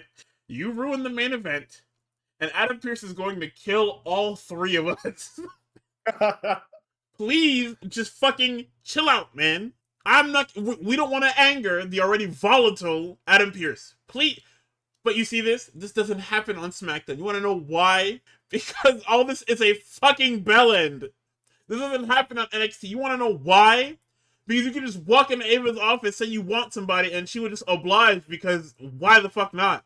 This is the only nigga out here that's running a ship that has fucking consequence and rules. Remember what Jade Cargill said about there's only consequences if you're what she say? If you mess up, there's consequences. There's only consequences if you mess up. That's not true. Cause them niggas did what you did and got punished for it. Like, yeah, on that show that happens. On this show, it's fucking lawless land. I can do whatever I want. Like what? These niggas did the exact same thing that you did. Actually, they killed the champion and compromised him to a damn near permanent end, and they got super punished for it. Oh, they should have did it on SmackDown. Yeah, right. They should have fucking twisted Cody's head off his shoulders. So Heyman says, "Listen, man, we just gotta play by Pierce's rules for now, and all we have to do is." And they're dropping hints for LA Knight being like so done on his luck that he's willing to listen to Paul Heyman. Because Heyman's like, "Listen, man, there's one nigga that shares the same sentiment as us about this whole World Heavyweight Championship thing. But listen." No. All we gotta do is wait till the champion's crown. When the champion's crown, we can just kill that fucking guy. And then he says that you got a match with LA Knight, same guy that sees the same vision that we do. And then Breaker's like, yeah, I fucking hate that guy. And I said, hell yeah, brother. I don't hate old people like you do, but I hate that fucking guy. And so long as you're killing that guy, you're cool with me. So we get the fuck you Goldberg video package. Asuka's been here for 10 years. And she's been awesome for all 10 of those years. Even if the booking wasn't the best for the last 6 of those 10 years. But hey, I mean, not even just all of them. I mean, like, it's just whatchamacallit, you know? It's fucking... She's always had good matches. That's all. That's all I wanted to say about that. Also, enough with this fucking Goldberg thing.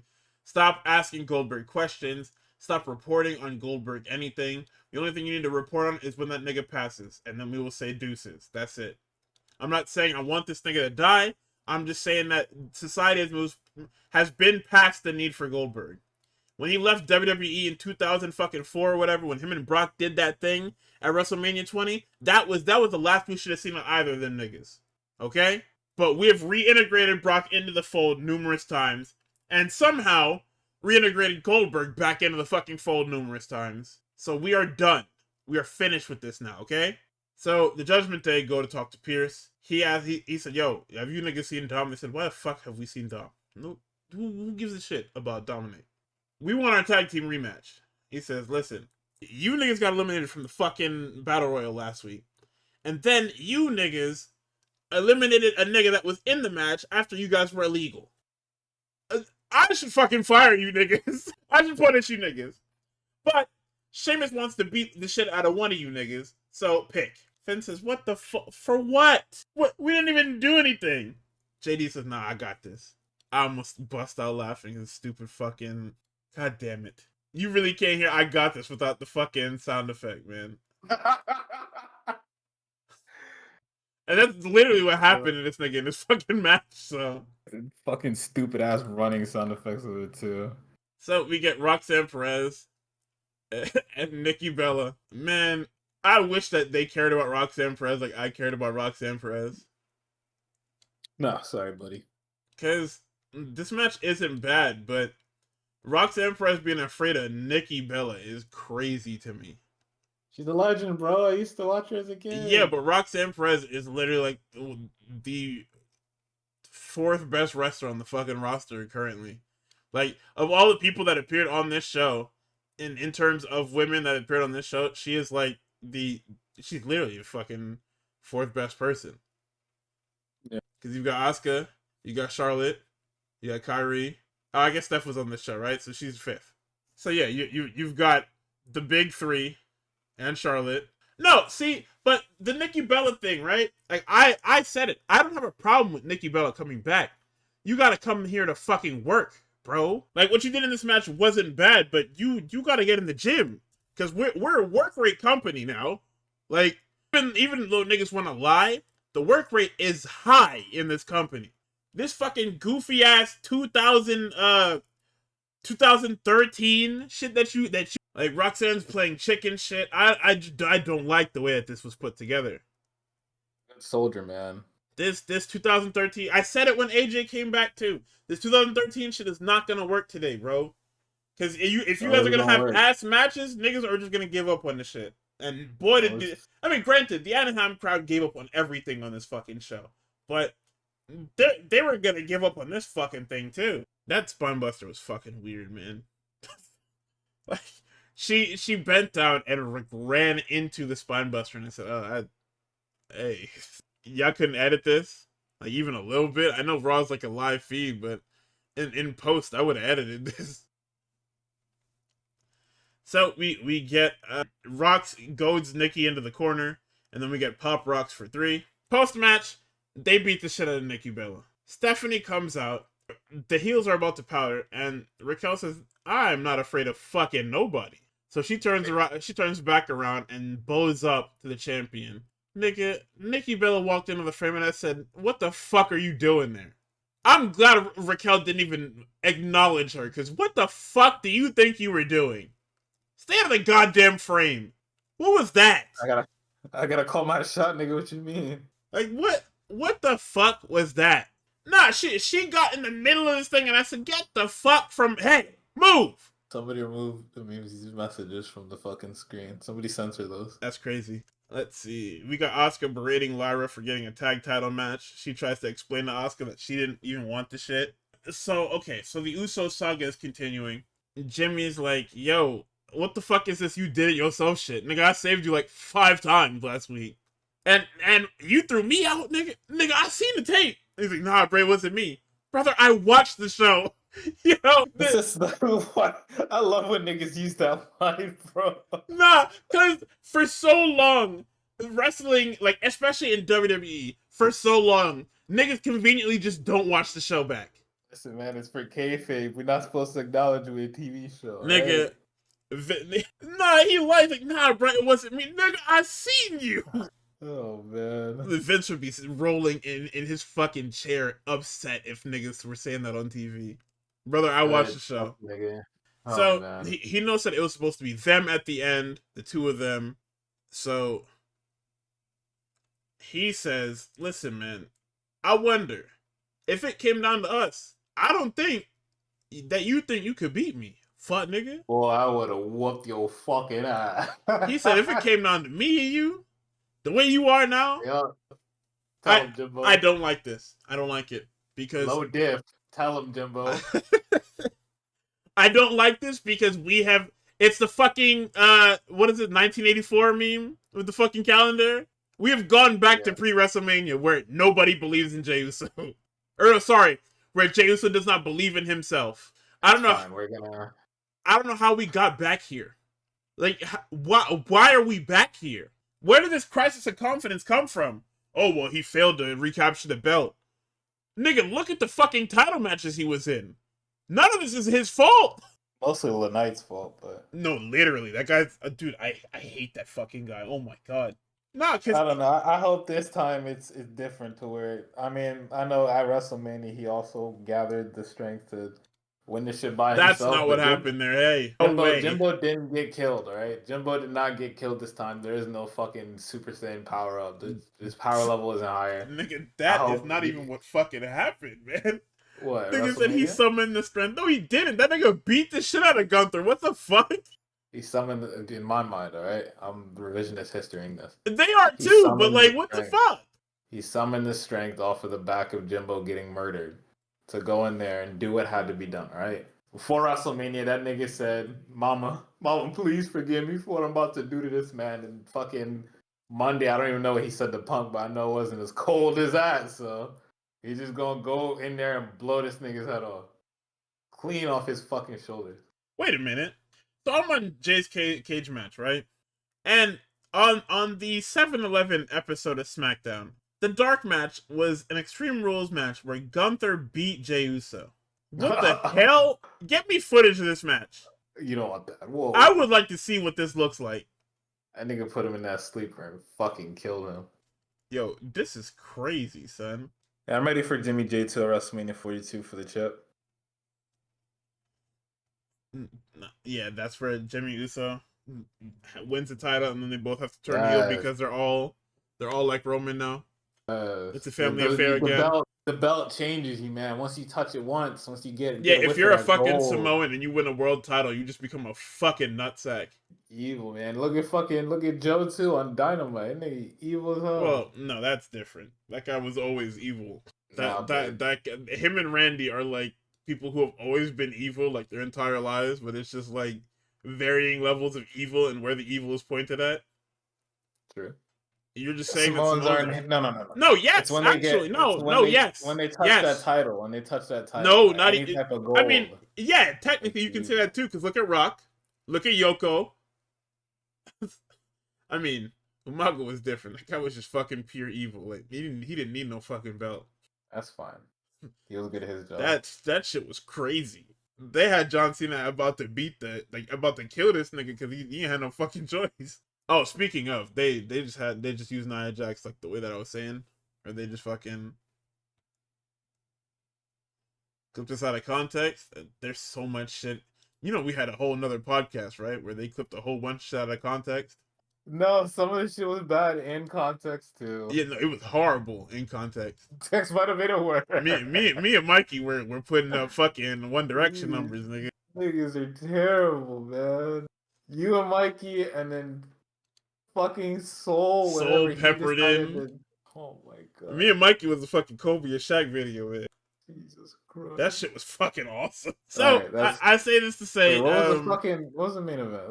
Let's wrap this. Main event of this. Oh yeah, we can run through this real quick. Braun Breaker and LA Knight was very much a nothing match. They had Braun Breaker selling for this disgusting creature of a man. This nigga does his pop-up elbow drop. Breaker dodges it and spears him for 3. I don't know why this went so long. They should have just had LA Knight lose. He's a fucking loser.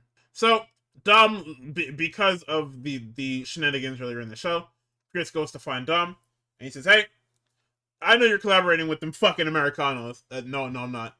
So anyway, you're in a triple threat now. Fam, that's not fair. Yeah, well, you should have thought about that before you sent them niggas out there. It's Saturday night's main event? Yeah.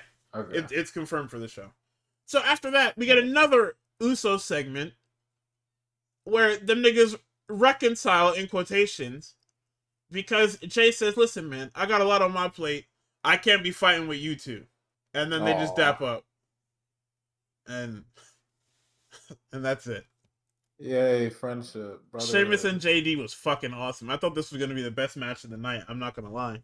I mean, it started slow. And there was a lot of Finn Balor fucking shenanigans, but JD was wrestling his fucking heart out, brother. Like, they were doing such just good big little stuff. JD working the leg, cutting him down. And then they finally are able to motherfuck Sheamus. They hit that nigga with the shillelagh. We hit the Super Spanish Fly for 3. And JD is able to pin Sheamus. And the Judgment Day are getting their tag match. Yay. It was a good match, but obviously, like I said, them niggas, whatchamacallit. Yo, Finn goes to put JD's leg on the rope, but this nigga does like the fucking, I don't know what kind of move he hits to put this nigga's leg on the rope. They should have disqualified him purely just off of that.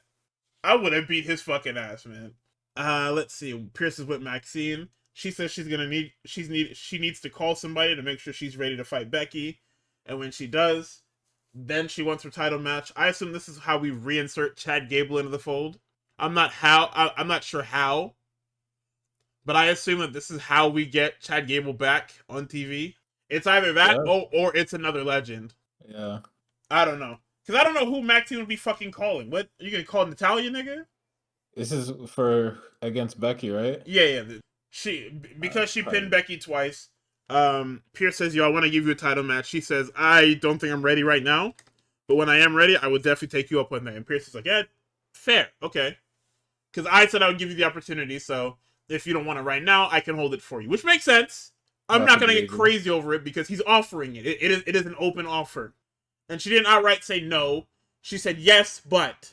And he was like, all right, I mean, it makes sense. We can do other things in the meantime, whatever. So, very quickly, the Kabukis walk up to Charlotte and Alexa, and they basically say, you niggas can't beat us. And they said, that's a bet. We'll see. Charlotte says, yo, I was whooping your ass crazy style pre-COVID, but yeah, that's a bet. Let's see. Pierce meets with Dragon and AJ. The Judgment Day walk up and say, listen, we beat Sheamus. We won our title match. Man, Pierce is my favorite fucking character on this show because he's competent, you know? Like, to have a competent GM that's not just like a catchphrase or something is fucking awesome. Pierce said, nigga, I just seen you cheat. You think I didn't see you cheat out there? AJ, no, we got this. We'll fight them niggas. He said, you serious? Yeah, we'll fight them niggas. That's a bet. It's official for next week. Boy, he gets in Finn's face and says, good luck.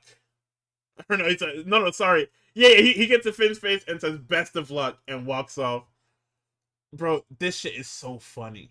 Because I'm glad that the authority figure is respected enough that they're not just going to beat his fucking ass whenever they want. And they actually have to, like, tread around the temperament of this bald, middle-aged man. But they're okay with calling him, like, fucking doofus and fathead and stupid shit. Crazy, because that shit always blows up in their fucking faces. As it should.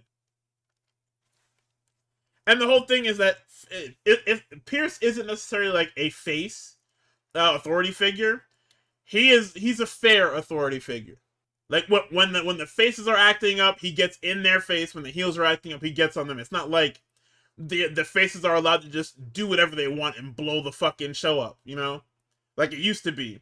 Where it was like the faces could, in the eyes of a regular GM, the faces could do no wrong. But the heels could do everything wrong. Like the Adam Pearce character is incredibly fair, which is refreshing for an authority figure. And then in the main event of this show, we have a WWE Tag Team Championship match. It's the Twisted Queens versus Bayley and Lyra. I hate this name, by the way. I don't like the name, but I mean, the tag team is good, so I guess it offsets it.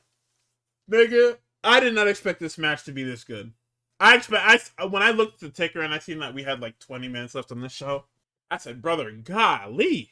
And then I was watching, I'm like, okay, this shit is kind of going. It's all right. Nigga, they got to that second Charlotte hot tag, and I said, hold on. This shit was bunch of hoopers in that fucking ring. That's why. This shit was fucking awesome. Bayley didn't do that stupid ass shit that I hate. Everybody looked good. Charlotte was working the fuck out of it. You know, there's one thing that I need. There's one thing I need Charlotte to stop doing. Stop hot tagging into the match and going to the fucking top rope. Stop doing it. Yeah, cause it takes her so long to get up there. Yeah, she told her. Niggas is saying that Cody could be the Fatu attacker. I will quit. What? Nigga, I will fucking quit, man. Alright guys, let's hang it up. Put the pens up. I'll quit. Because like what the fuck are we even doing, man? What the fuck did Jacob even do to him? Nothing. We're just doing shit to do shit. No more Mr. Nice Guy.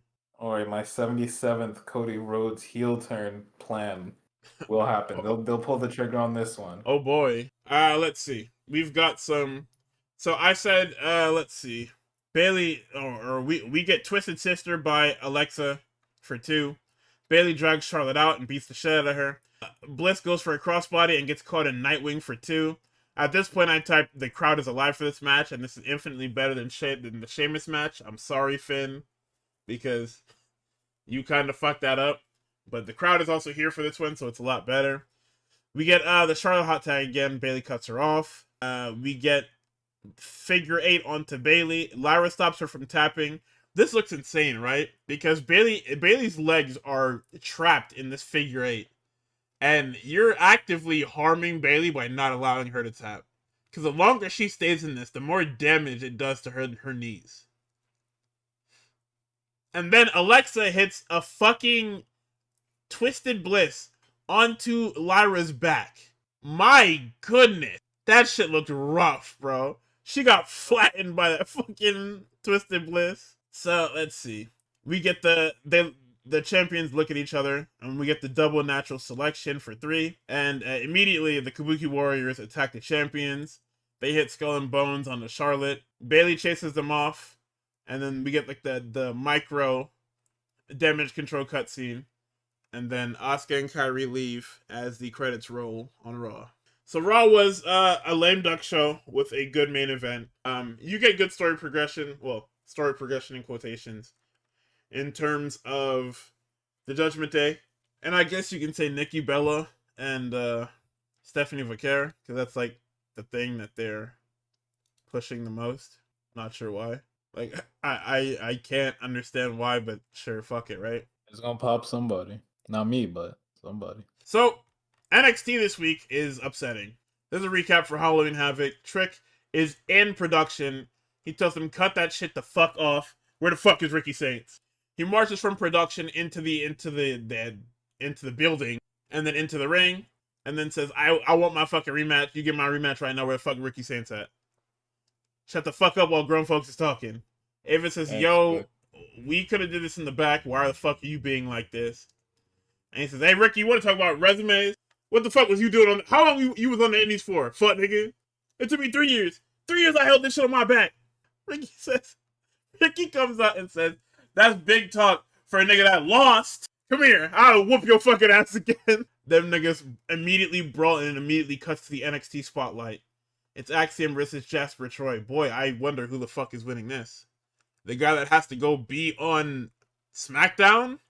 Or the nigga that works in NXT? Nigga, this should have been Axiom. Nigga, this is a speed match. It's 3 minutes. Axiom is trying his heart out. It doesn't really do anything. Like, the moves don't look bad because, I mean, all you have to do is catch a guy that is not even half his body weight. So eventually he hits the Black Hole Slam, and Jasper Troy is your #1 contender for the men's speed title. So Zarka's with Ava. Ava talks about how Solo's making progress with her knee, but the doctor says the timetables is uncertain. As for the North American Championship, there is no return match because, well, you can't defend it, and Zarya wasn't even supposed to be in that bitch in the first fucking place. So sorry, can't do anything about that. She actually apologizes, like, says sorry. Ava asks, hey, do you want anyone else to defend your speed title? She looks at Zarya and says no. Zarya says, nigga. What the, are you serious? And she just fucks off. Yo, hey man, I'm not telling you it's over. I think it's over, folks. Hello? Is this thing on? Hello? I'll give it 2 more weeks. I think they're fine. I think Zarka's fine. I think everything's all right. So she says no, sorry. She looked at Zarya, said no, and then says the division needs a fighting champion. That's when Zarya takes offense and walks away. Because why the fuck did you say that? We're just gonna pretend that didn't happen to you. So Pax comes out. She says she did it. She did it for everybody, who the people that are like her, the little weirdos. And then she says that she wants to be a fighting champion and wants to give everybody a chance. Izzy's like, why the fuck would you want to do that? You work so hard and make niggas work for it. She says, yeah, no, I'm not doing that. Sorry. So the wheel wasn't at Halloween Havoc, so I brought it here tonight and I put everybody's names on it. And then Sean Spears is like, yo, Izzy's name isn't on here. And she's like, yeah, because I don't want this title to come between us, so she's not on here. That's it. And so that's kind of fucked up. Your tag partner's just left off the wheel because you don't want to fight her? Because Tatum got other plans for her. She's gonna rip her head off in like 4 weeks. Yeah. So Izzy tries to stop her one last time. She spins the fuck out of that wheel. It lands on Lola Vice. Backstage again, Trick is looking for Ricky. Lash Legend and Kendall Gray for the Evolve Championship. Kendall Gray is the MVP. Is going to be the MVP of this fucking show in a month. Like she has a month left on this fucking Evolve shit before she is full-time NXT. Now, that's not a bad thing. I'm just saying that I wouldn't have even had her win this fucking Evolve title. I would have just made her a mainstay on NXT. Just fucking move her over, because what's the point? There's nothing for her to fucking learn on Evolve, nigga. Just put her on mainline NXT TV. Jada Parker is nowhere to be seen. We're done with Jada Parker for now. Thank goodness. She's Hello. Gonna be on Raw soon enough. Does anyone know where Carmen Petrovich is? Hello. No. Sorry. That's a bit. So let's see. Kendall hits a pendulum DDT off the apron onto the floor. Lash catches her out of the sky and hot shots her on the ropes. Then Lash misses the pump kick and gets hit with Shades of Grey for 3. Let's see. Tavion Heights versus Miles was born. Nigga, I have nothing to say about this match. If you want to know what happened in this match, go watch any Young Lions match from any New Japan show ever. These niggas did not do anything special. There was nothing special about these niggas in this match. They were just grappling, which isn't bad, but you guys didn't do anything. So we have Lola Vites versus Tatum Paxi for the NXT Championship. Izzy comes out and clearly does not approve. Egos with Madam President. They talk about the mixed tag title match at the AAA show. Thea Hale, the fucking jerk, walks by and calls Joe Hendry, who then pops out of the fucking trash can. Dude, I will never be free of this fucking Joe Hendry shit. Never, ever. It's only gonna get worse. So, as the match starts, there's a picture-in-picture. Fatal Influence is here. JC Jane is on a tear. These niggas pull up immediately, and they fuck Izzy Dame into the stairs, then into the wall, and they get in the ring. Champion and challenger are back-to-back, and the heels stomp them the fuck out. And it is a no contest finish.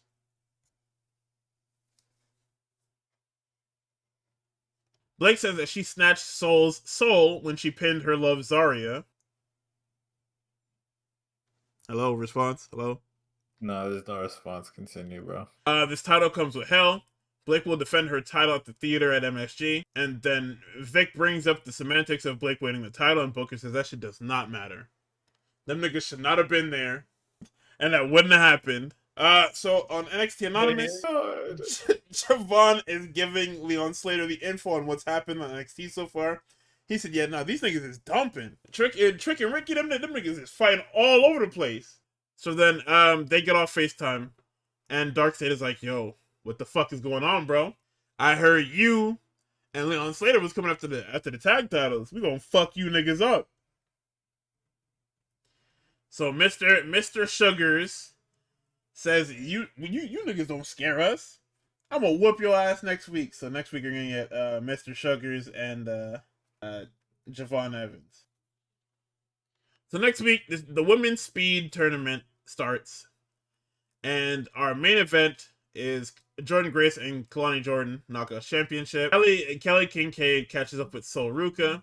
She says, hey, what do you think about Blake winning the world title? It makes me sick to my fucking stomach. And Zarya then says, I'm entering the speed tournament. And JC Jane says, can you two get the fuck off the screen? It is my turn. Move. She says, thanks, JC. Very cool. She says, I worked so fucking hard to win this title. You think I'm going to give it up just like that? This is not the end of JC Jane. I said, that's a bet. So this match starts. Vic notes that Jordan has been Knockouts champion like a combined longer time than Kalani has been an active wrestler. And that's kind of fucking crazy. But I mean, it's not really because, you know, NIL and all that. So we get a moonsault to the floor. Jordan uses Drew's reverse Alabama slam because he's not using it because he's a fucking loser.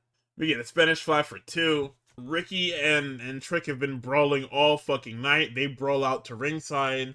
They brawl into the ring, and it's not an ODQ because they didn't touch anybody. Or it's not a DQ because they didn't touch anybody. They brawl out of that, and while the ref is distracted, Kalani uses the Knockouts title to no pun intended, knock out Jordan and pin her for 3. Send Jordan to SmackDown, yay. So Ricky spears Trick through the fucking wall of the crow's nest, And Ava is like, all right, since you two don't know how to fucking act, last man standing at Gold Rush for the title. And these, you see what I mean? You see what I fucking mean? What did Trick Williams lost? How is he rewarded with another title shot? Ain't got nobody. Oba's not picking up our calls, bro. We ain't got nobody else.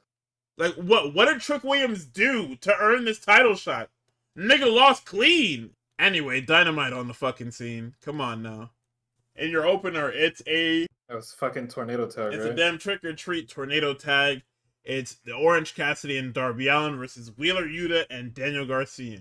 These niggas keep acting like the Death Riders have always been called the Death Riders. It's not till Danielson says Blackpool Combat Club later when Moxie is out there that we ever reference that this was not called the Death Riders the entire time. I don't know. It's fucking weird, man. I mean, this match was good. They had lots of good stuff going on with Orange Cassidy. I hate crowd brawling, obviously, so that's points off. But I mean, it did what it needed to do, you know? We're clearly heating Darby up to do something. I'm not sure exactly what we're heating him up to do, but he's getting ready to do something. Because Hangman is a champion, so I can't even say that he's going to start chasing Hangman. I mean, I guess we'll see whenever this Death Rider shit is over, if it's over. But the way shit is going, you got another 4 months before we have to figure it out. What Heyman said about the Bloodline, we're in the fucking 5th inning. Yes. Niggas, Mox and Roman are dead ass friends because holy shit, this Darby shit will not stop. Yeah, but I mean, the whole, at least the Death Rider stuff got good. The Darby Allin part of this fucking, this damn movie trilogy, anthology, whatever the fuck you want to call it, is just a waste of my goddamn time. Until the faction breaks up, Darby's gonna be here to fucking get killed. And that's it. So Garcia hits Twist and Shout on the Orange Cassidy. He hits it on the Darby Allin. And we get an orange punch on the Garcia. Soul Food on the Yuta. He suicide dives on the Garcia through the table, and then Darby locks in a Scorpion Deathlock on the Yuta for the fall. You thought this shit was clean? Thought it was alright. I think Orange Cassidy did a lot of heavy lifting. Yeah, he fucking did. Somebody had to wrestle. Yeah. It's 3 wrestlers in Darby Allin. I thought it was a good opener. Definitely fit the bill. Party match. Come on. Party match. Oh, this tag match?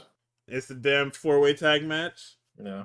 Man. I thought this was also good. I think running this and the 4-way within the same 5 days is a little crazy. But listen, man. It's not my show, so it doesn't matter. That's all I have to say. Is that it's just never my show, so I'm just not going to say anything, you know? There's nothing for me to say. Yeah. Whatchamacallit Kevin Knight tweaks his knee. I almost screamed out in pain and agony. Let's see. I mean, it was a bunch of cool shit. It's fucking Young Bucks. A little wrinkle I thought was funny. Maybe my brain was going crazy. When Don Callis told the niggas to come here, and he was just like, yeah, I can't believe these marks would not treat you with the respect. Let me, put you back to your original glory. I'm glad you brought this up, because when I seen this, I immediately thought of you, but go ahead. Myself, I know there's some lore between the two factions, but I don't know why, but it made me think that Don Callis was paying them production niggas off to make their shit like extra trash on purpose. And he's trying to bring them into the fold because he knows fucking either Takeshita or fucking Okada, one of them niggas is on their way out. And when they leave, I need some real dogs in this shit. I need somebody else. Nigga, when I seen the amount of pyro that went off, I just heard the fucking Rico conversation just start by itself in my brain. Yeah, because somebody needs to fucking audit this guy. We're good for it. The books are good. There's no cookbooks. We have the money. Uh-huh. There is no audit. Who's paying these artists? What do you mean? Those are some pretty good looking paintings, and he's got like 3 this year. Yeah, Callis painted it. What do you mean? He painted it? Mm-hmm. Okay. It's a pretty good looking frame. You know, the frames aren't cheap. Frames are very cheap. Fuck you, man. Oils aren't cheap either. Yeah, so anyway, what studio he used to paint that in? So anyway, Hook said, "I always knew Joe was a fucking snake, you bitch ass nigga. I'm just glad everybody else could see it." I got him over Dominic Mysterio. In what? As far as the young nigga wrestlers go, I got him over Dom. Okay. Which is crazy. I saw a lot of niggas slandering Hook. Every time Hook comes up, Niggas was like, oh, you niggas had him over Dominic Mysterio. I'll put No, my I'll put my it's life on the because line. Hook had a. This was back when Dominic didn't get the reattacks. When Dominic was still his father's son and he looked like a fucking herb and was not Oh, dog shit the fuck. but boring. Hook was so clear of this nigga, and then they hid Hook away and he never wrestled. And then Dominic was able to actually wrestle, get reps, find a character that worked for him. Like Hook was only ahead of him because Hook had the fucking whatchamacallit. He had the character off the rip. Oh, we're on the way. No, we're not. Hook FC is I've on been the saying that way. for 3 fucking years. We're Nigga, not on the way. we got Eddie in the corner. You see what 4-way they put us in? We're on the way. Yeah, because bro, you know how many times? This is not the first time. This is fucking this is yummy cheese, bro. Stop it. It's not yummy cheese, but look at the niggas that he Bro, got. it's To yummy wrestle, cheese right? like shit. Go look at Hook's fucking cage match, please. I don't want to because it's gonna make me sad. I will continue talking about this fucking Don Callis family summit while you look at Hook's fucking cage match. Take a fucking look, man. So the Don Callis family summit, Callis brings the entire family out. The only person that's missing is Takeshita because his travel was delayed. So he talks about how everybody in the family is important. Let's see. He has Rocky show off the painting of Callis standing in front of the entire family. He has Josh Alexander looking like bald Scott Summers. Talking about, or he brings a video of the Callis family having fun and being all about family and camaraderie. Fletcher says, why do we do what they do? And he reads the contract you have to sign to get into the family. And it basically says you sign over your rights and your free will over to Don Callis. And if you don't, we're going to kill you. If you try to get out of it, we will kill you as well. Then, as he's reading it, the Alpha appears. Damn. Soup comes out and he is unhappy. He is very unhappy. He is dangerously unhappy. He gets into the ring, and oh, you see it now, huh? What? Yeah. So, like I said, look at all the positions we've put Hook in. This is yummy cheese, brother. He got the title match against Joe. He's been in the ring with so many other people. It's yummy cheese, man. I'm not flinching, bro. So Takeshita comes out, flanked with his world heavyweight championship, and as he steps into the ring, Fletcher, who has the mic still in his hand, is warning him to not overstep the boundaries. And Callis is like, "Yo, you niggas are two of the best wrestlers in the world. Just shake hands. Do as I say, please. Please do not ruin the family further. Just shake hands." And he tells them that, listen, man, you were my first. You were built in the family out of the ashes of that fuckhead Kenny Omega. And if I see fit, you will be the last. Meaning that he's gonna hold this fucker in his contract. Yeah, we're gonna burn that bitch. They're gonna have him in that Andrade contract. We're gonna burn it. This nigga said, put the ego aside and shake Okada's hand. Don't listen to these fucking assholes. Shake his hand, damn it. This nigga said, okay. Oh, so Takeshita puts his hand out for a handshake. And I don't know how Callis didn't see this coming. Okada goes for the handshake and immediately flips him off. And they're like, and everybody around the table is just like, Jesus Christ. Oh, man. Jesus Christ. So, of course, Takeshi's hot and nice says, yo, do you not see what this fucker just did to me? The grin on the face of this fucking rat bastard after he has successfully rage baited the young boy in his group. Oh my god. So he says, you know what? Fuck this shit. The family is literally split, where it's the left side of the table is trying to hold Takeshita back because he is flipping out from being flipped off. Let's see. We have the Olympia stuff. Once again, we talked about Olympia earlier in the show. She's fucking awesome. Statlander dressed as Goku Black, says that she's putting Monet on notice. She sees that she has the CMLL championship match, and that she will be watching. She knows that she's here tonight. What did she say exactly? She said, you're here tonight, I'm here tonight. So if there's anything you want to say to my face, I'm not going anywhere. And if you have trouble looking for me, I'll be the one holding the title you don't have, the AEW World Championship. So what are you waiting for? You didn't like this Moxley and O'Reilly match? Like the finish? Thought it was fucking stupid. That's fair. I feel like it's only stupid because Kyle got in the ring like, yo, you really counted me out? Aubrey, Yeah, what the like, fuck? and then he asked for a rematch, and then Marina whoops fucking Jessica's ass because no, I'm not gonna let you That's the wrong fucking company, start that shit brother. over. What's the ref's name? Aubrey? What's her name? Oh, Aubrey. My fault. And she had to whoop Aubrey's ass because Aubrey was. I'm assuming she thought Aubrey was about to restart that shit. Like, what the fuck? How can that nigga ask for a fucking redo because he's stupid and can't hear you fucking counting on the outside? And it's not like he could win by tap out on the outside anyway. The fuck? This shit is The hell fucking up. ridiculous. I also don't like where this. I know what this is. Like, this is Moxie having a crisis of confidence. I don't like how it looks, and I don't. I have a feeling I'm not gonna like where it's going. Yeah. Because I don't like. I like Moxie when he's when he allows himself to look stupid. I don't like that he's spiraling after losing to fucking Darby Allin in an I Quit match. I wouldn't have did the I Quit match. I feel like the I Quit match is when you finally like break the Death Riders, you know?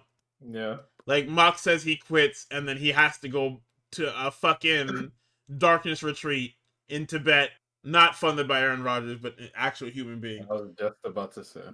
So fucking lucky. And then the Death Riders are just running roughshod till he comes back. And you can just have the Death Riders just be a group, you know? Like have the Death Riders like literally start going crazy across the show where it's like they cannot the only person who was able to keep them in control was Moxley. Moxley let loose you by killing John Moxley, you have doomed the company, basically. I'm not saying that niggas need titles. I'm just saying the Death Riders should just, you know, become literally wild dogs and they just start hurting people and ruining shit. But I mean, I guess I just have to watch the show, right? So, they beat the shit out of Kyle. Roddy comes out to save. They beat the shit out of Roddy. Then the rest of the conglomeration comes out for the save, and they are going to Blood and Guts. So what happened to that women's Blood and Guts? Hello? Trust Tony Khan. Trust him. Hello? Trust him. So I do like the way they did this, though. Where Mark Briscoe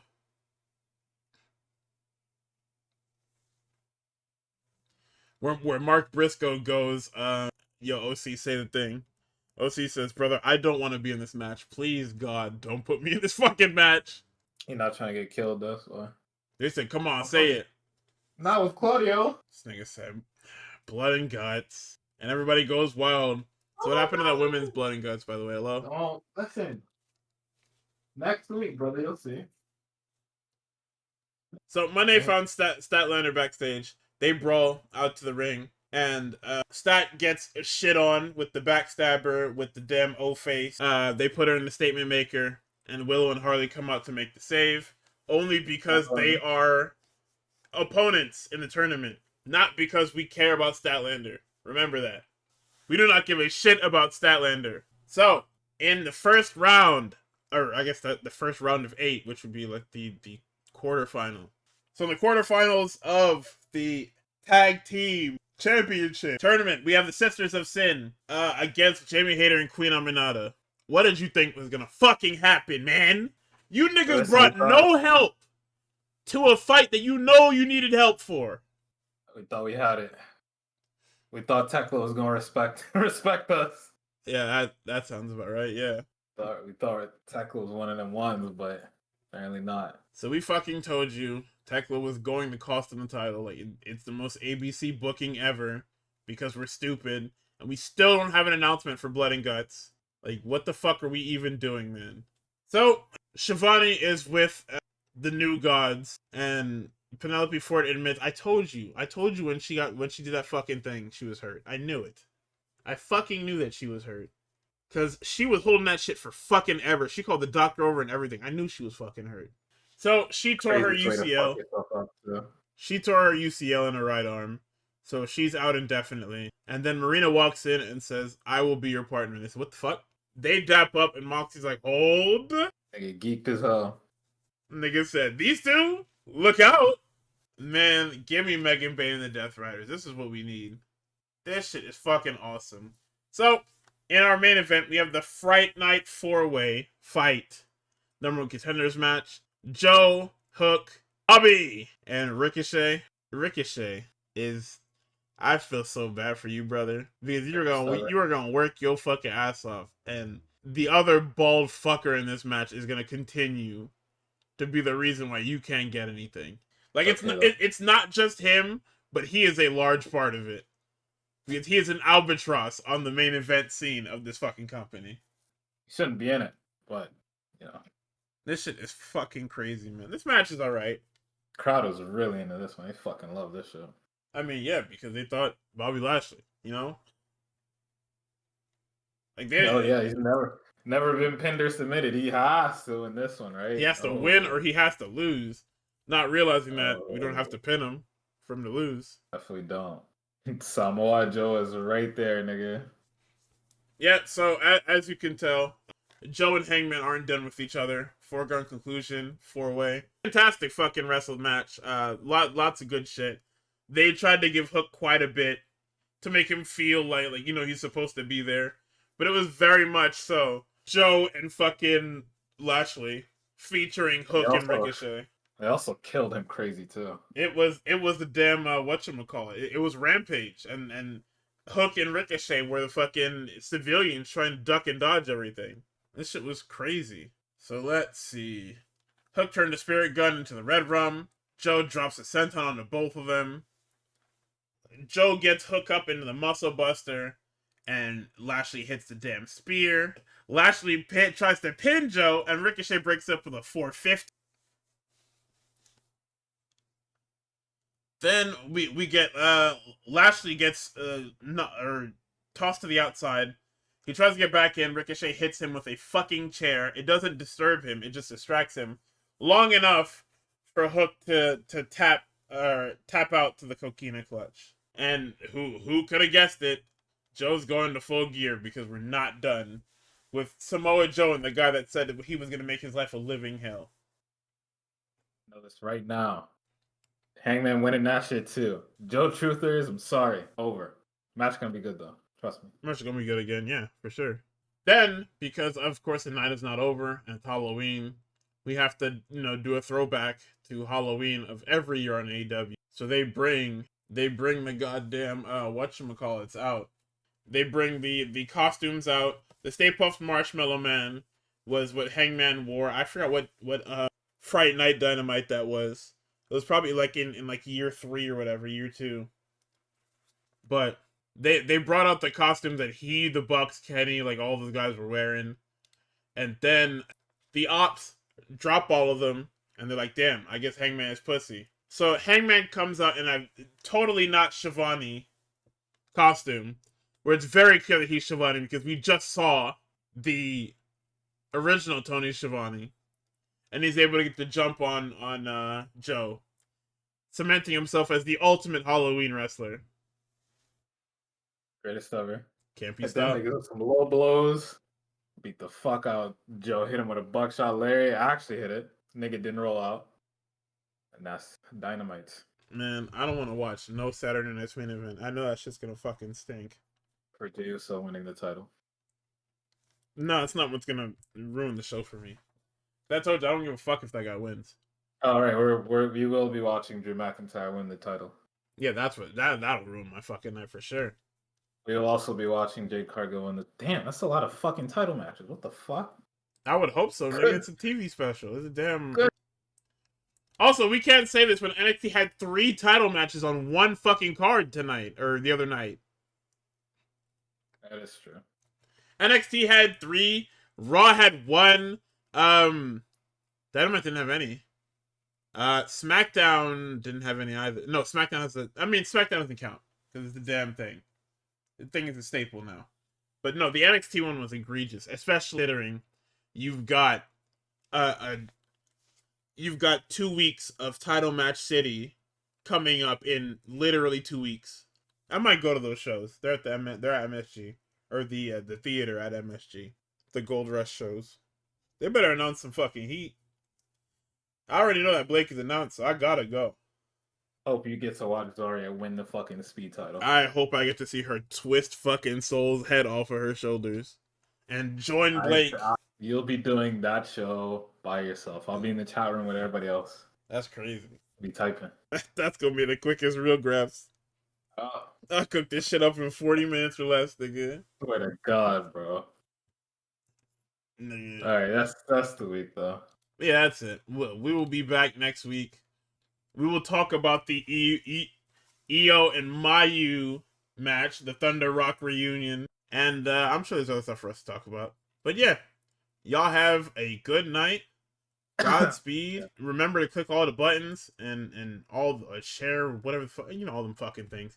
You gotta click the damn share button, click the thumbs up button, leave a review, whatever it is, on whatever you like, whatever media platform.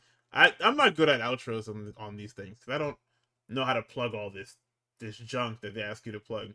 So like I said, I keep uploading episodes and they're like, yo, nobody's following your podcast. For your stats, at least 30 people should be following. I'm like, that doesn't matter to me. But since they brought it up to my attention, I will pass on the good news. You guys should like and share the podcast if you love it. I know you do because you wouldn't be here if you didn't. So we will see you guys next week. I'm not sure what time. We'll probably let you guys know.